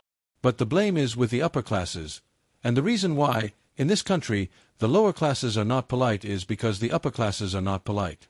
I remember how astonished I was the first time I was in Paris. I spent the first night with a banker, who took me to a pension, or, as we call it, a boarding house. When we got there, a servant girl came to the door, and the banker took off his hat, and bowed to the servant girl, and called her mademoiselle, as though she were a lady. Now, the reason why the lower classes there are so polite is because the upper classes are polite and civil to them. A fine courtesy is a fortune in itself. The good-mannered can do without riches, for they have passports everywhere. All doors fly open to them, and they enter without money and without price. They can enjoy nearly everything without the trouble of buying or owning. They are as welcome in every household as the sunshine, and why not? For they carry light, sunshine, and joy everywhere. They disarm jealousy and envy, for they bear good will to everybody. Bees will not sting a man smeared with honey. A man's own good breeding, says Chesterfield, is the best security against other people's ill manners. It carries along with it a dignity that is respected by the most petulant. Ill breeding invites and authorizes the familiarity of the most timid. No man ever said a pert thing to the Duke of Marlborough, or a civil one to Sir Robert Walpole. The true gentleman cannot harbor those qualities which excite the antagonism of others, as revenge, hatred, malice, envy, or jealousy, for these poison the sources of spiritual life and shrivel the soul. Generosity of heart and a genial good will towards all are absolutely essential to him who would possess fine manners. Here is a man who is cross, crabbed, moody, sullen, silent, sulky, stingy, and mean with his family and servants.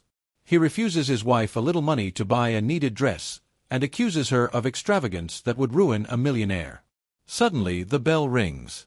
Some neighbors call, "What a change! The bear of a moment ago is as docile as a lamb."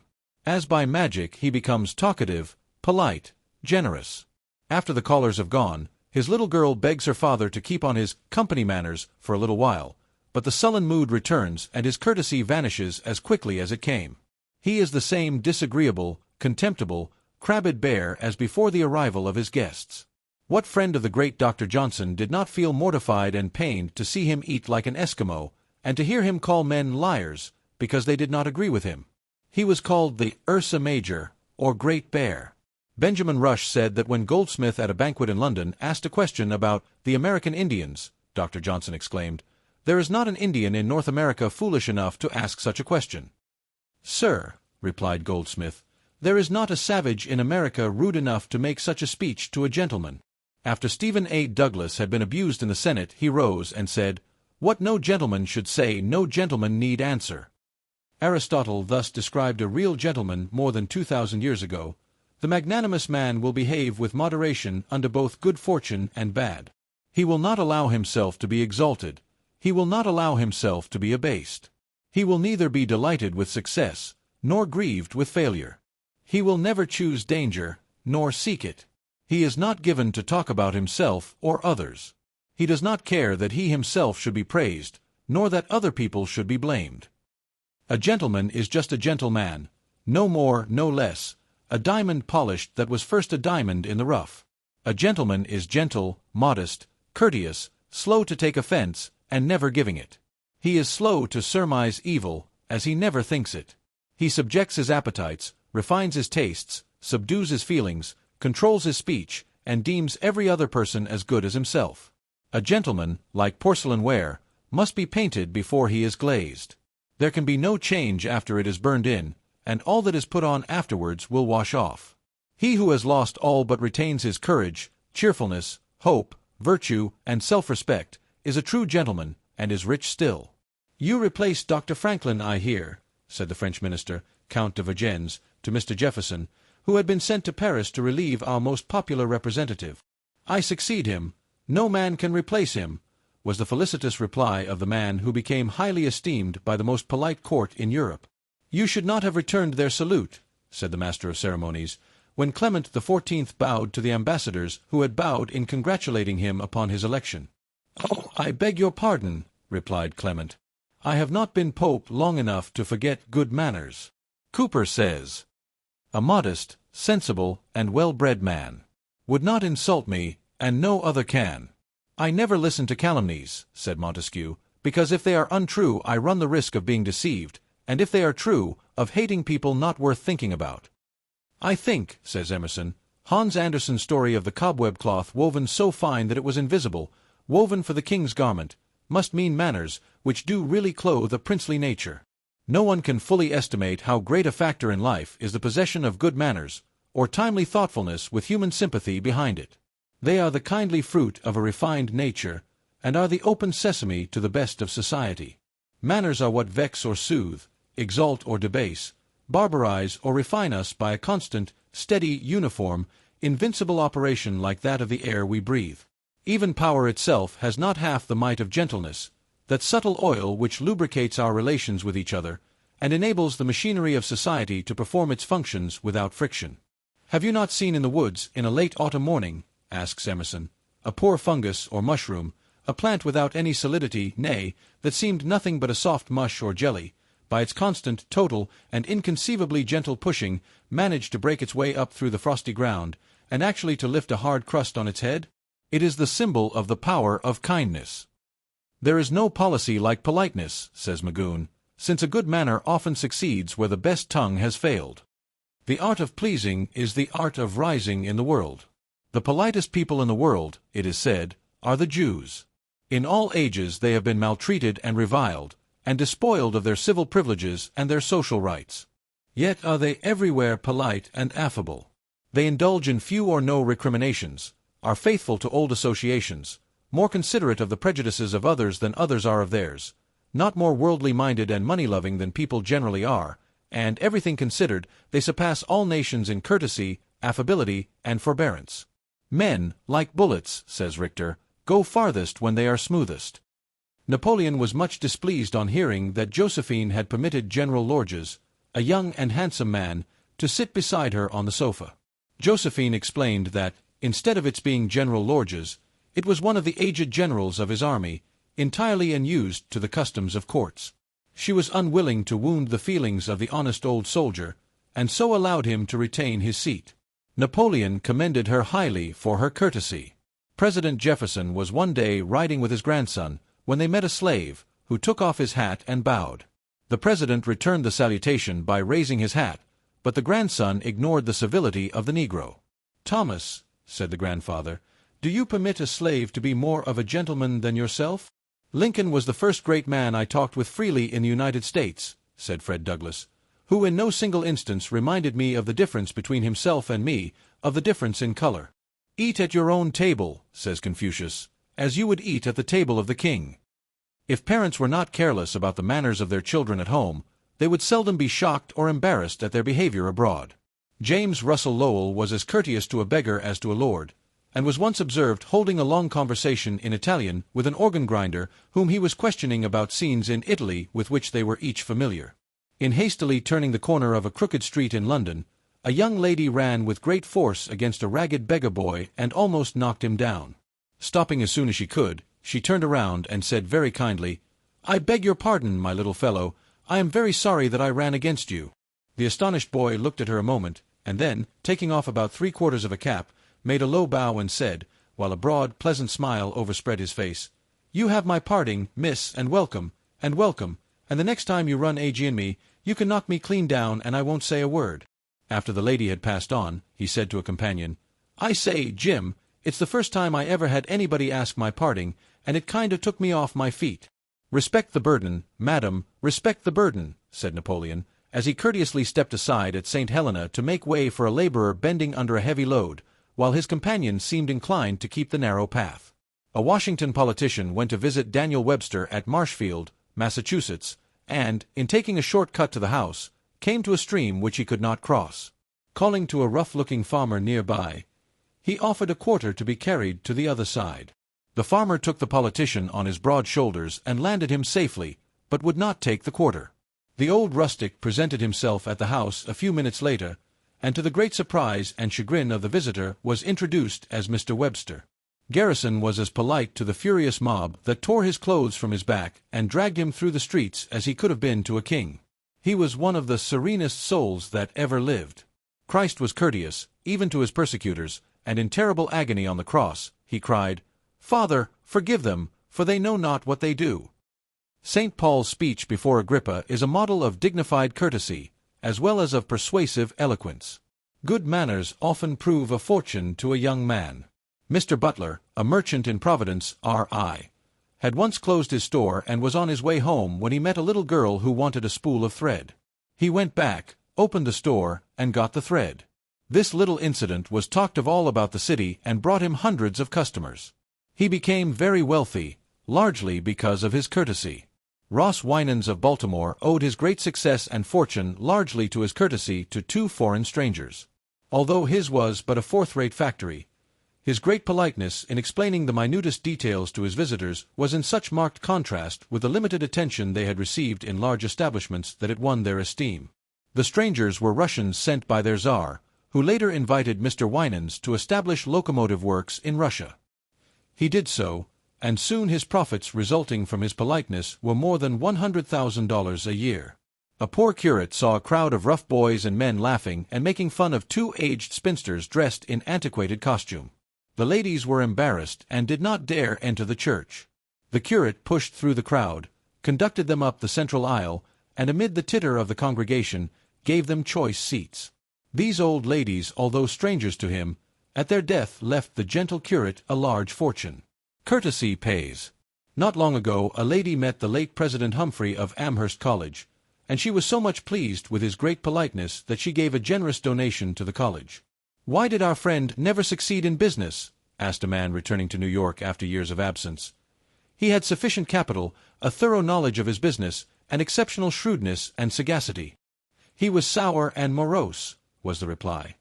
"He always suspected his employees of cheating him, and was discourteous to his customers. Hence, no man ever put good will or energy into work done for him, and his patrons went to shops where they were sure of civility. Some men almost work their hands off and deny themselves many of the common comforts of life in their earnest efforts to succeed, and yet render success impossible by their cross-grained ungentlemanliness. They repel patronage, and, naturally, business which might easily be theirs goes to others who are really less deserving but more companionable. Bad manners often neutralize even honesty, industry, and the greatest energy, while agreeable manners win in spite of other defects. Take two men possessing equal advantages in every other respect. If one be gentlemanly, kind, obliging, and conciliating, and the other disobliging, rude, harsh, and insolent, the former will become rich while the boorish one will starve. Jane Addams. A fine illustration of the business value of good manners is found in the Bon Marché, an enormous establishment in Paris where thousands of clerks are employed, and where almost everything is kept for sale. The two distinguishing characteristics of the house are one low price to all, and extreme courtesy. Mere politeness is not enough. The employees must try in every possible way to please and to make customers feel at home. Something more must be done than is done in other stores, so that every visitor will remember the Bon Marché with pleasure. By this course the business has been developed until it is said to be the largest of the kind in the world. "Thank you, my dear. Please call again," spoken to a little beggar girl who bought a pennyworth of snuff, proved a profitable advertisement and made Lundyfoot a millionaire. Many persons of real refinement are thought to be stiff, proud, reserved, and haughty who are not, but are merely diffident and shy. It is a curious fact that diffidence often betrays us into discourtesies which our hearts abhor, and which cause us intense mortification and embarrassment. Excessive shyness must be overcome as an obstacle to perfect manners. It is peculiar to the Anglo-Saxon and the Teutonic races, and has frequently been a barrier to the highest culture. It is a disease of the finest organizations and the highest types of humanity. It never attacks the coarse and vulgar. Sir Isaac Newton was the shyest man of his age. He did not acknowledge his great discovery for years, just for fear of attracting attention to himself. He would not allow his name to be used in connection with his theory of the moon's motion, for fear it would increase the acquaintances he would have to meet. George Washington was awkward and shy and had the air of a countryman. Archbishop Whately was so shy that he would escape notice whenever it was possible. At last he determined to give up trying to cure his shyness. "For why," he asked, "should I endure this torture all my life?" When, to his surprise, it almost entirely disappeared. Elihu Burritt was so shy that he would hide in the cellar when his parents had company. Practice on the stage or lecture platform does not always eradicate shyness. David Garrick, the great actor, was once summoned to testify in court, and though he had acted for 30 years with marked self-possession, he was so confused and embarrassed that the judge dismissed him. John B. Goff said that he could not rid himself of his early diffidence and shrinking from public notice. He said that he never went on the platform without fear and trembling, and would often be covered with cold perspiration. There are many worthy people who are brave on the street, who would walk up to a cannon's mouth in battle, but who are cowards in the drawing-room, and dare not express an opinion in the social circle. They feel conscious of a subtle tyranny in society's code, which locks their lips and ties their tongues. Addison was one of the purest writers of English and a perfect master of the pen, but he could scarcely utter a dozen words in conversation without being embarrassed. Shakespeare was very shy.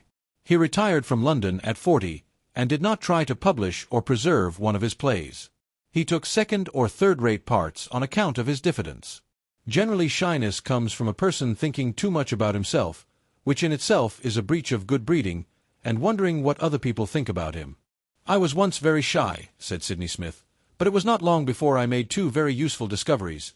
First, that all mankind were not solely employed in observing me, and next, that shamming was of no use, that the world was very clear-sighted, and soon estimated a man at his true value. This cured me. What a misfortune it is to go through life apparently encased in ice, yet all the while full of kindly, cordial feeling for one's fellow men. Shy people are always distrustful of their powers and look upon their lack of confidence as a weakness or lack of ability, when it may indicate quite the reverse. By teaching children early the arts of social life, such as boxing, horseback riding, dancing, elocution, and similar accomplishments, we may do much to overcome the sense of shyness. Shy people should dress well. Good clothes give ease of manner and unlock the tongue.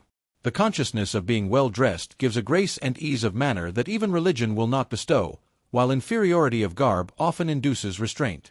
As peculiarities in apparel are sure to attract attention, it is well to avoid bright colors and fashionable extremes, and wear plain, well-fitting garments of as good material as the purse will afford. Beauty in dress is a good thing, rail at it who may. But it is a lower beauty, for which a higher beauty should not be sacrificed. They love dress too much who give it their first thought, their best time, or all their money, who for it neglect the culture of the mind or heart, or the claims of others on their service, who care more for dress than for their character, who are troubled more by an unfashionable garment than by a neglected duty. When Ezekiel Whitman, a prominent lawyer and graduate of Harvard, was elected to the Massachusetts legislature. He came to Boston from his farm in countryman's dress, and went to a hotel in Boston. He entered the parlor and sat down, when he overheard the remark between some ladies and gentlemen, "Ah, here comes a real homespun countryman. Here's fun." They asked him all sorts of queer questions, tending to throw ridicule upon him, when he arose and said, "Ladies and gentlemen, permit me to wish you health and happiness, and may you grow better and wiser in advancing years, bearing in mind that outward appearances are deceitful. You mistook me, from my dress, for a country booby, while I, from the same superficial cause, thought you were ladies and gentlemen. The mistake has been mutual."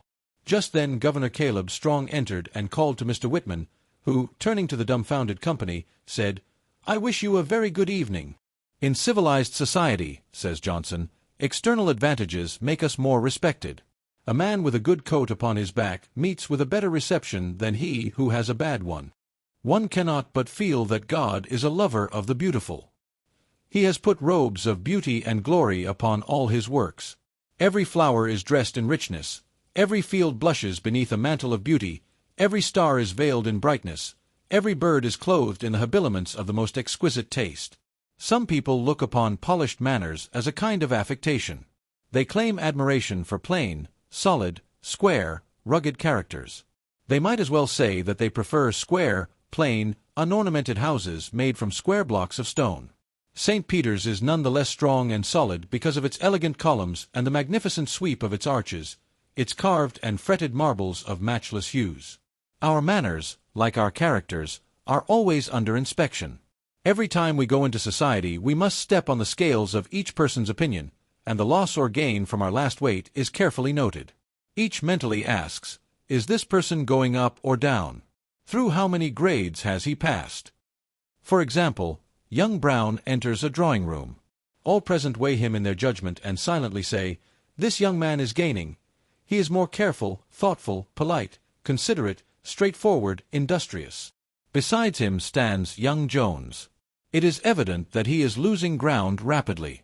He is careless, indifferent, rough, does not look you in the eye, is mean, stingy, snaps at the servants, yet is over-polite to strangers. And so we go through life, tagged with these invisible labels by all who know us. I sometimes think it would be a great advantage if one could read these ratings of his associates. We cannot long deceive the world, for that other self, whoever stands in the shadow of ourselves, holding the scales of justice, that telltale in the soul, rushes to the eye or into the manner and betrays us. But manners, while they are the garb of the gentleman, do not constitute or finally determine his character. Mere politeness can never be a substitute for moral excellence, any more than the bark can take the place of the heart of the oak. It may well indicate the kind of wood below, but not always whether it be sound or decayed. Etiquette is but a substitute for good manners and is often but their mere counterfeit. Sincerity is the highest quality of good manners. The following recipe is recommended to those who wish to acquire genuine good manners. Of unselfishness, 3 drachms. Of the tincture of good cheer, 1 ounce. Of essence of heartsease, 3 drachms. Of the extract of the rose of Sharon, 4 ounces. Of the oil of charity, 3 drachms, and no scruples. Of the infusion of common sense and tact, 1 ounce. Of the spirit of love, 2 ounces. The mixture to be taken whenever there is the slightest symptom of selfishness, exclusiveness, meanness, or I am better than you-ness. Pattern after him who gave the golden rule, and who was the first true gentleman that ever breathed. Chapter 19. Self-consciousness and timidity foes to success. Timid, shy people are morbidly self-conscious. They think too much about themselves. Their thoughts are always turned inward. They are always analyzing, dissecting themselves, wondering how they appear and what people think of them. If these people could only forget themselves and think of others, they would be surprised to see what freedom, ease, and grace they would gain, what success in life they would achieve. Timidity, shyness, and self-consciousness belong to the same family. We usually find all where we find any one of these qualities, and they are all enemies of peace of mind, happiness, and achievement. No one has ever done a great thing while his mind was centered upon himself. We must lose ourselves before we can find ourselves. Self-analysis is valuable only to learn our strength, fatal if we dwell upon our weaknesses. Thousands of young people are held back from undertaking what they long to do, and are kept from trying to make real their great life dreams, because they are afraid to jostle with the world. They shrink from exposing their sore spots and sensitive points, which smart from the lightest touch. Their supersensitiveness makes cowards of them. Oversensitiveness, whether in man or woman, is really an exaggerated form of self-consciousness. It is far removed from conceit or self-esteem, yet it causes one's personality to overshadow everything else. A sensitive person feels that, whatever he does, wherever he goes, or whatever he says, he is the center of observation. He imagines that people are criticizing his movements, making fun at his expense, or analyzing his character, when they are probably not thinking of him at all. He does not realize that other people are too busy and too much interested in themselves and other things to devote to him any of their time beyond what is absolutely necessary. When he thinks they are aiming remarks at him, putting slights upon him, or trying to hold him up to the ridicule of others, they may not be even conscious of his presence. Morbid sensitiveness requires heroic treatment. A sufferer who wishes to overcome it must take himself in hand as determinedly as he would if he wished to get control of a quick temper, or to rid himself of a habit of lying, or stealing, or drinking, or any other defect which prevented his being a whole man. "What shall I do to get rid of it?" asks a victim. Think less of yourself and more of others. Mingle freely with people. Become interested in things outside of yourself. Do not brood over what is said to you, or analyze every simple remark until you magnify it into something of the greatest importance. Do not have such a low and unjust estimate of people as to think they are bent on nothing but hurting the feelings of others, and depreciating and making light of them on every possible occasion. A man who appreciates himself at his true value, and who gives his neighbors credit for being at least as good as he is, cannot be a victim of oversensitiveness. One of the best schools for a sensitive boy is a large business house in which he will be thrown among strangers who will not handle him with gloves. In such an environment, he will soon learn that everyone has all he can do to attend to his own business. He will realize that he must be a man and give and take with the others, or get out. He will be ashamed to play cry baby every time he feels hurt, but will make up his mind to grin and bear it. Working in competition with other people, and seeing that exactly the same treatment is given to those above him as to himself, takes the nonsense out of him. He begins to see that the world is too busy to bother itself especially about him, and that, even when people look at him, they are not usually thinking of him. A college course is of inestimable value to a boy or girl of over-refined sensibilities. Oftentimes, when boys enter college as freshmen, they are so touchy that their sense of honor is constantly being hurt and their pride stung by the unconscious thrusts of classmates and companions. But after they have been in college a term, and have been knocked about and handled in a rough but good-humored manner by youths of their own age, they realize that it would be the most foolish thing in the world to betray resentment. If one shows that he is hurt, he knows that he will be called the class booby and teased unmercifully, so he is simply forced to drop his foolish sensitiveness. Thousands of people are out of positions, and cannot keep places when they get them, because of this weakness. Many a good businessman has been kept back, or even ruined, by his quickness to take offense, or to resent a fancied slight. There is many a clergyman, well-educated and able, who is so sensitive that he cannot keep a pastorate long. From his distorted viewpoint, some brother or sister in the church is always hurting him, saying and thinking unkind things, or throwing out hints and suggestions calculated to injure him in the eyes of the congregation. Many school teachers are great sufferers from oversensitiveness. Remarks of parents or school committees, or little bits of gossip which are reported to them, make them feel as if people were sticking pins in them, metaphorically speaking, all the time. Writers, authors, and other people with artistic temperaments are usually very sensitive. I have in mind a very strong, vigorous editorial writer who is so prone to take offense that he cannot hold a position either on a magazine or a daily paper. He is cut to the very quick by the slightest criticism, and regards every suggestion for the improvement of his work as a personal affront. He always carries about an injured air, a feeling that he has been imposed upon, which greatly detracts from an otherwise agreeable personality. The great majority of people, no matter how rough in manner or bearing, are kind-hearted, and would much rather help than hinder a fellow being, but they have all they can do to attend to their own affairs, and have no time to spend in minutely analyzing the nature and feeling of those whom they meet in the course of their daily business. In the busy world of affairs, it is give and take, touch and go, and those who expect to get on must rid themselves of all morbid sensitiveness. If they do not, they doom themselves to unhappiness and failure. Self-consciousness is a foe to greatness in every line of endeavor. No one ever does a really great thing until he feels that he is a part of something greater than himself, until he surrenders to that greater principle. Some of our best writers never found themselves, never touched their power, until they forgot their rules for construction, their grammar, their rhetorical arrangement, by losing themselves in their subject. Then they found their style. It is when a writer is so completely carried away with his subject that he cannot help writing, that he writes naturally. He shows what his real style is. No orator has ever electrified an audience while he was thinking of his style or was conscious of his rhetoric, or trying to apply the conventional rules of oratory. It is when the orator's soul is on fire with his theme, and he forgets his audience, forgets everything but his subject, that he really does a great thing. No painter ever did a great masterpiece when trying to keep all the rules of his profession, the laws of drawing, of perspective, the science of color, in his mind. Everything must be swallowed up in his zeal, fused in the fire of his genius. Then, and then only, can he really create. No singer ever captivated her audience until she forgot herself, until she was lost in her song. Could anything be more foolish and short-sighted than to allow a morbid sensitiveness to interfere with one's advancement in life?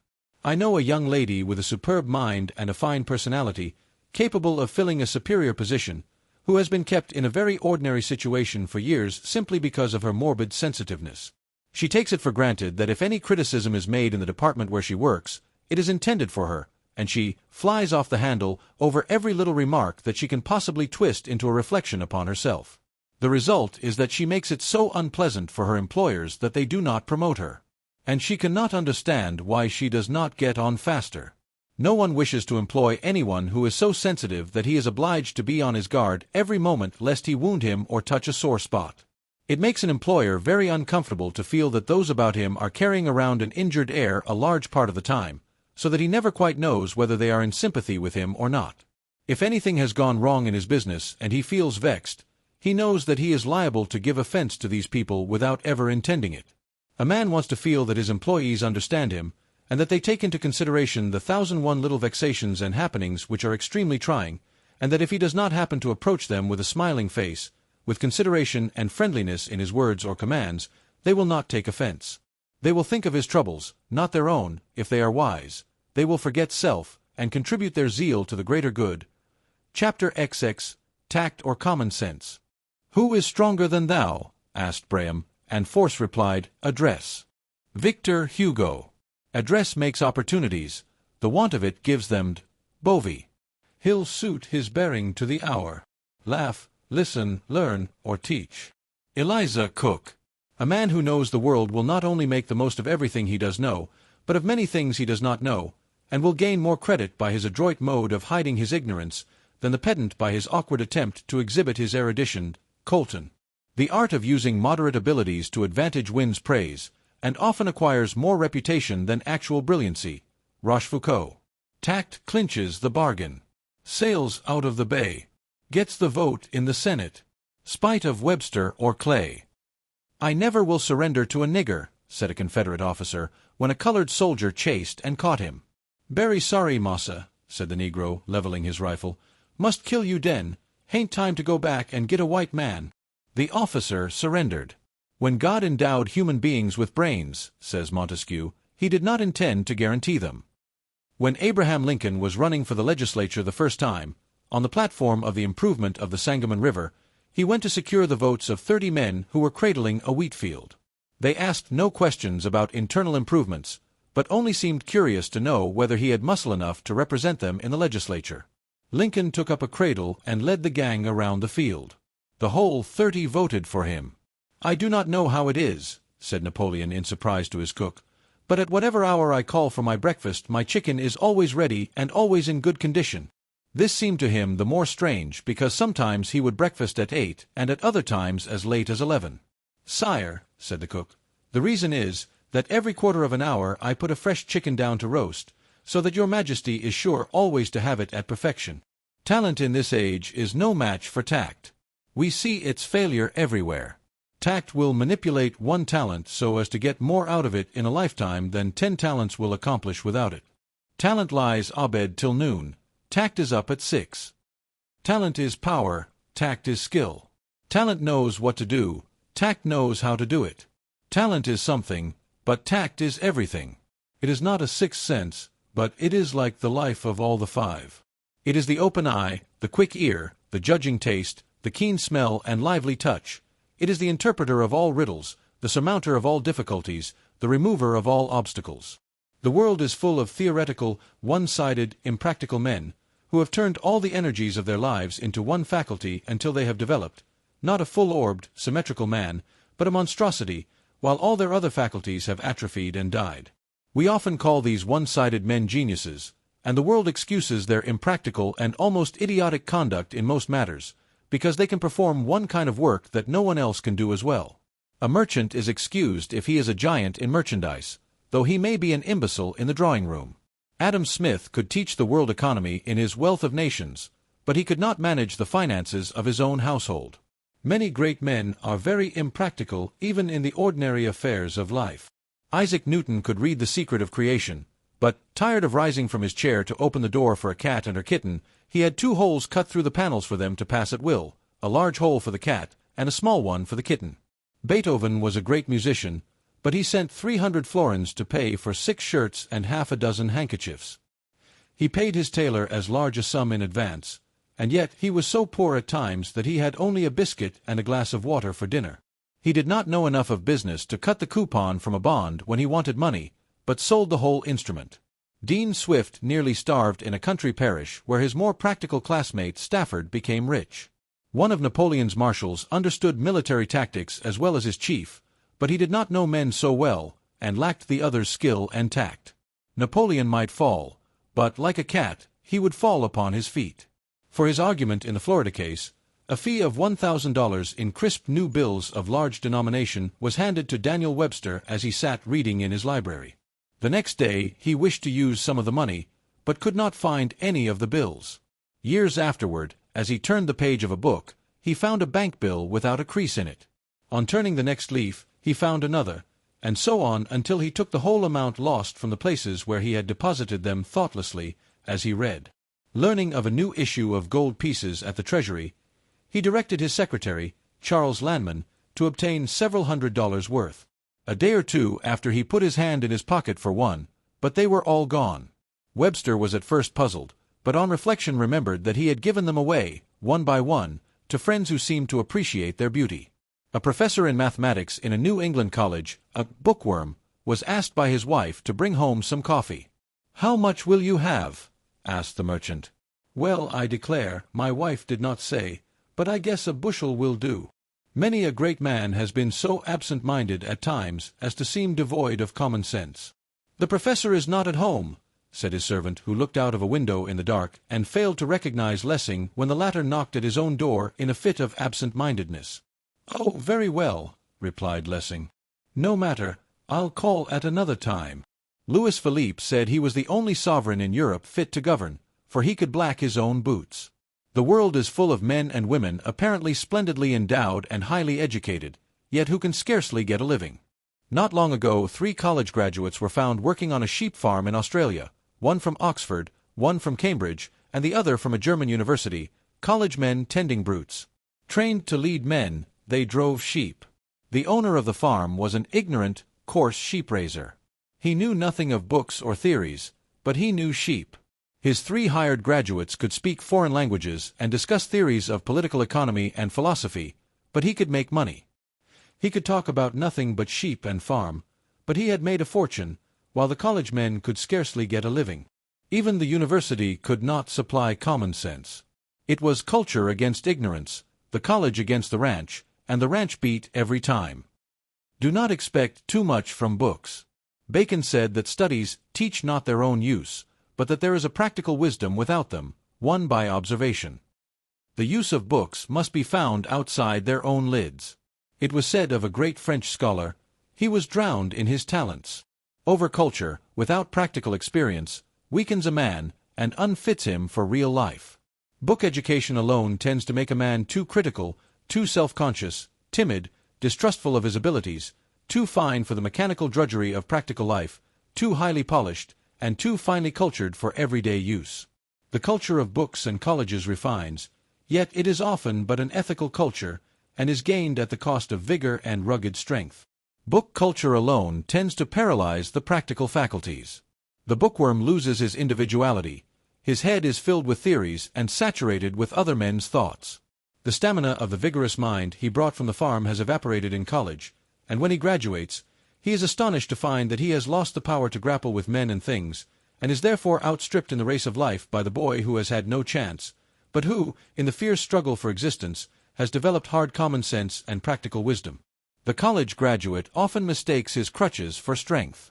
He inhabits an ideal realm where common sense rarely dwells. The world cares little for his theories or his encyclopedic knowledge. The cry of the age is for practical men. "We have been among you several weeks," said Columbus to the Indian chiefs, "and although at first you treated us like friends, you are now jealous of us and are trying to drive us away.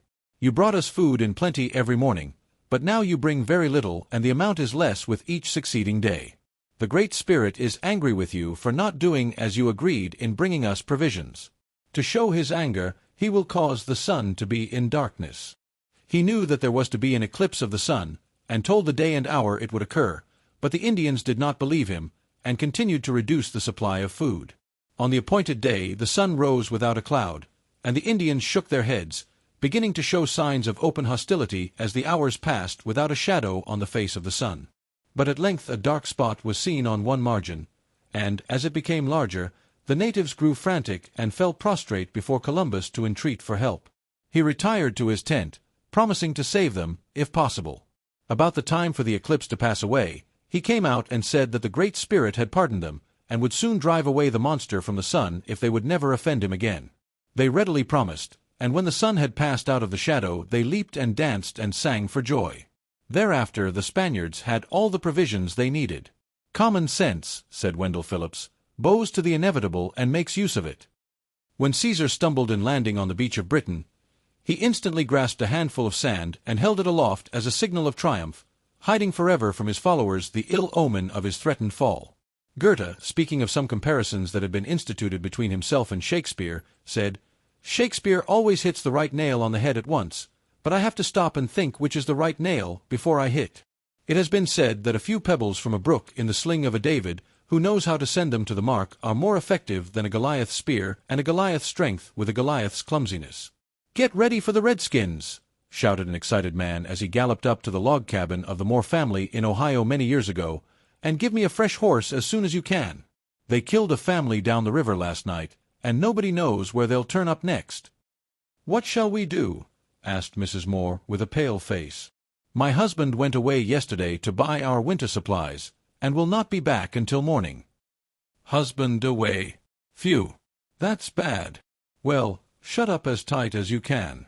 Cover up your fire, and don't strike a light tonight." Then, springing upon the horse the boys had brought, he galloped away to warn other settlers. Mrs. Moore carried the younger children to the loft of the cabin, and left Obed and Joe to watch, reluctantly yielding the post of danger to them at their urgent request. "They're coming, Joe," whispered Obed early in the evening, as he saw several shadows moving across the fields.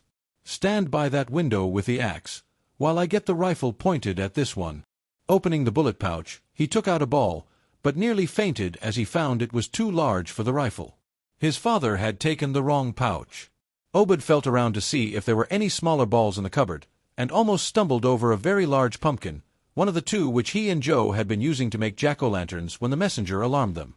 Pulling off his coat, he flung it over the vegetable lantern, made to imitate a gigantic grinning face, with open eyes, nose, and mouth, and with a live coal from the ashes he lighted the candle inside.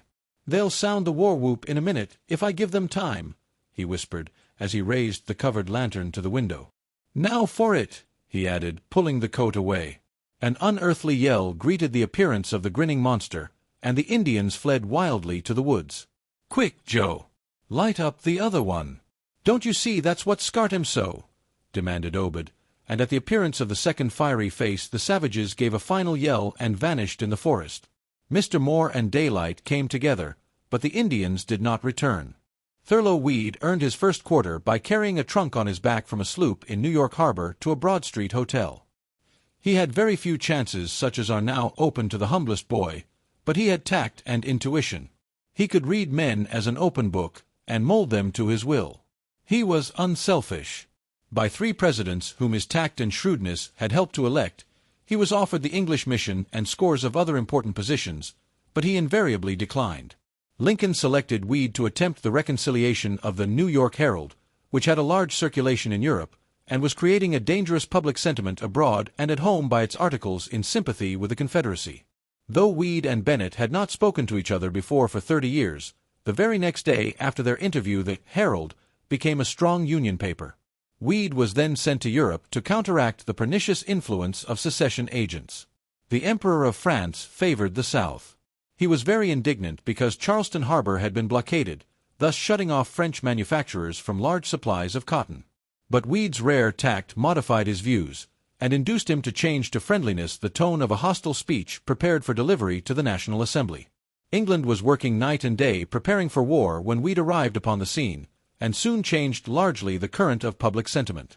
On his return to America, the city of New York extended public thanks to him for his inestimable services. He was equally successful in business, and acquired a fortune of $1 million. "Tell me the breadth of this stream," said Napoleon to his chief engineer, as they came to a bridgeless river which the army had to cross. "Sire, I cannot. My scientific instruments are with the army, and we are 10 miles ahead of it. Measure the width of this stream instantly." "Sire, be reasonable. Ascertain at once the width of this river, or you shall be deposed." The engineer drew the cap-piece of his helmet down until the edge seemed just in line between his eye and the opposite bank. Then, holding himself carefully erect, he turned on his heel and noticed where the edge seemed to touch the bank on which he stood, which was on the same level as the other. He paced the distance to the point last noted, and said, "This is the approximate width of the stream." He was promoted. "Mr. Webster," said the mayor of a western city, when it was learned that the great statesman, although weary with travel, would be delayed for an hour by a failure to make close connections, "allow me to introduce you to Mr. James, one of our most distinguished citizens." "How do you do, Mr. James?" asked Webster mechanically, as he glanced at 1,000 people waiting to take his hand. "The truth is, Mr. Webster," replied Mr. James in a most lugubrious tone, "I am not very well." "I hope nothing serious is the matter," thundered the godlike Daniel, in a tone of anxious concern. "Well, I don't know that, Mr. Webster. I think it's rheumatiz, but my wife—" "Mr. Webster, this is Mr. Smith," broke in the mayor, leaving poor Mr. James to enjoy his bad health in the pitiless solitude of a crowd. His total want of tact had made him ridiculous. "Address yourself to the jury, sir," said a judge to a witness who insisted upon imparting his testimony in a confidential tone to the court direct. The man did not understand and continued as before. "Speak to the jury, sir, the men sitting behind you on the raised benches." Turning, the witness bowed low in awkward suavity and said, "Good morning, gentlemen." "What are these?" asked Napoleon, pointing to 12 silver statues in a cathedral. "The 12 apostles," was the reply. "Take them down," said Napoleon. "Melt them, coin them into money, and let them go about doing good, as their master did." "I don't think the Proverbs of Solomon show very great wisdom," said a student at Brown University. "I could make as good ones myself." "Very well," replied President Wayland. "Bring in 2 tomorrow morning." He did not bring them. "Will you lecture for us for fame?"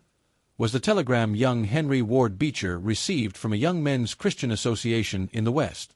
"Yes, F.A.M.E. 50 and my expenses," was the answer the shrewd young preacher sent back. Montaigne tells of a monarch who, on the sudden death of an only child, showed his resentment against Providence by abolishing the Christian religion throughout his dominions for a fortnight. The triumphs of tact, or common sense, over talent and genius, are seen everywhere.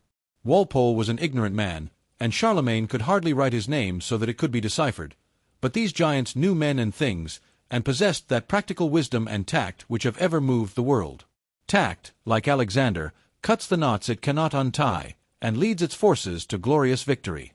A practical man not only sees, but seizes the opportunity. There is a certain getting-on quality difficult to describe, but which is the great winner of the prizes of life. Napoleon could do anything in the art of war with his own hands, even to the making of gunpowder. Paul was all things to all men, that he might save some. The palm is among the hardest and least yielding of all woods, yet rather than be deprived of the rays of the life-giving sun in the dense forests of South America, it is said to turn into a creeper, and climb the nearest trunk to the light. A farmer who could not get a living sold one half of his farm to a young man who made enough money on the half to pay for it and buy the rest. "You have not tact," was his reply, when the old man asked how one could succeed so well where the other had failed. According to an old custom, a Cape Cod minister was called upon in April to make a prayer over a piece of land. "No," said he, when shown the land, "this does not need a prayer, it needs manure. To see a man as he is, you must turn him round and round until you get him at the right angle. Place him in a good light, as you would a picture. The excellences and defects will appear if you get the right angle." How our old schoolmates have changed places in the ranking of actual life. The boy who led his class and was the envy of all has been distanced by the poor dunce who was called slow and stupid, but who had a sort of dull energy in him which enabled him to get on in the world. The class leader had only a theoretical knowledge, and could not cope with the stern realities of the age. Even genius, however rapid its flight, must not omit a single essential detail, and must be willing to work like a horse. Shakespeare had marvelous tact. He worked everything into his plays. He ground up the king and his vassal, the fool and the fop, the prince and the peasant, the black and the white, the pure and the impure, the simple and the profound, passions and characters, honor and dishonor, everything within the sweep of his vision he ground up into paint and spread it upon his mighty canvas. Some people show want of tact in resenting every slight or petty insult, however unworthy their notice. Others make Don Quixote's mistake of fighting a windmill by engaging in controversies with public speakers and editors, who are sure to have the advantage of the final word.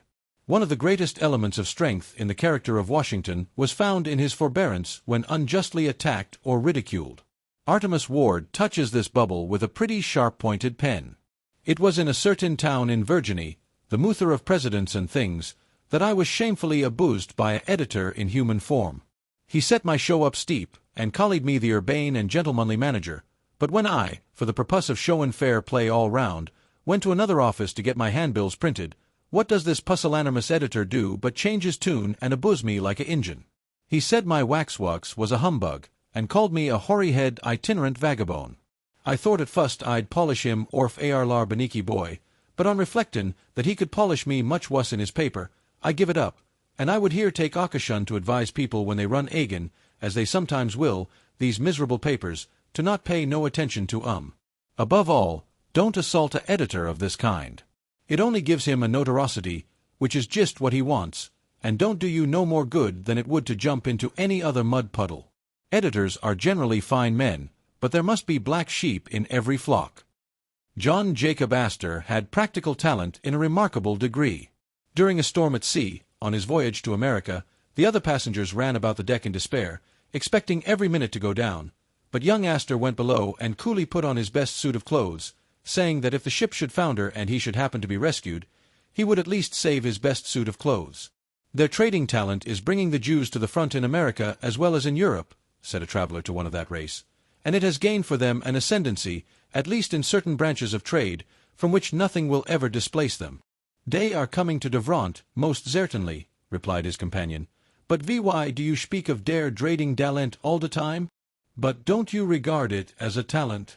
"A talent? No. It is genius. I will tell you what is the difference, in trade, between talent and genius. When one goes into a man's store and manages to sell him what he wants, dat is talent, but when another man goes into dat man's store and sells him what he don't want, dat is genius, and dat is the genius really my race has got." You've been listening to Pushing to the Front, Part 4. Thank you for joining the Winner's Voice. Part 5 will be available in the next video.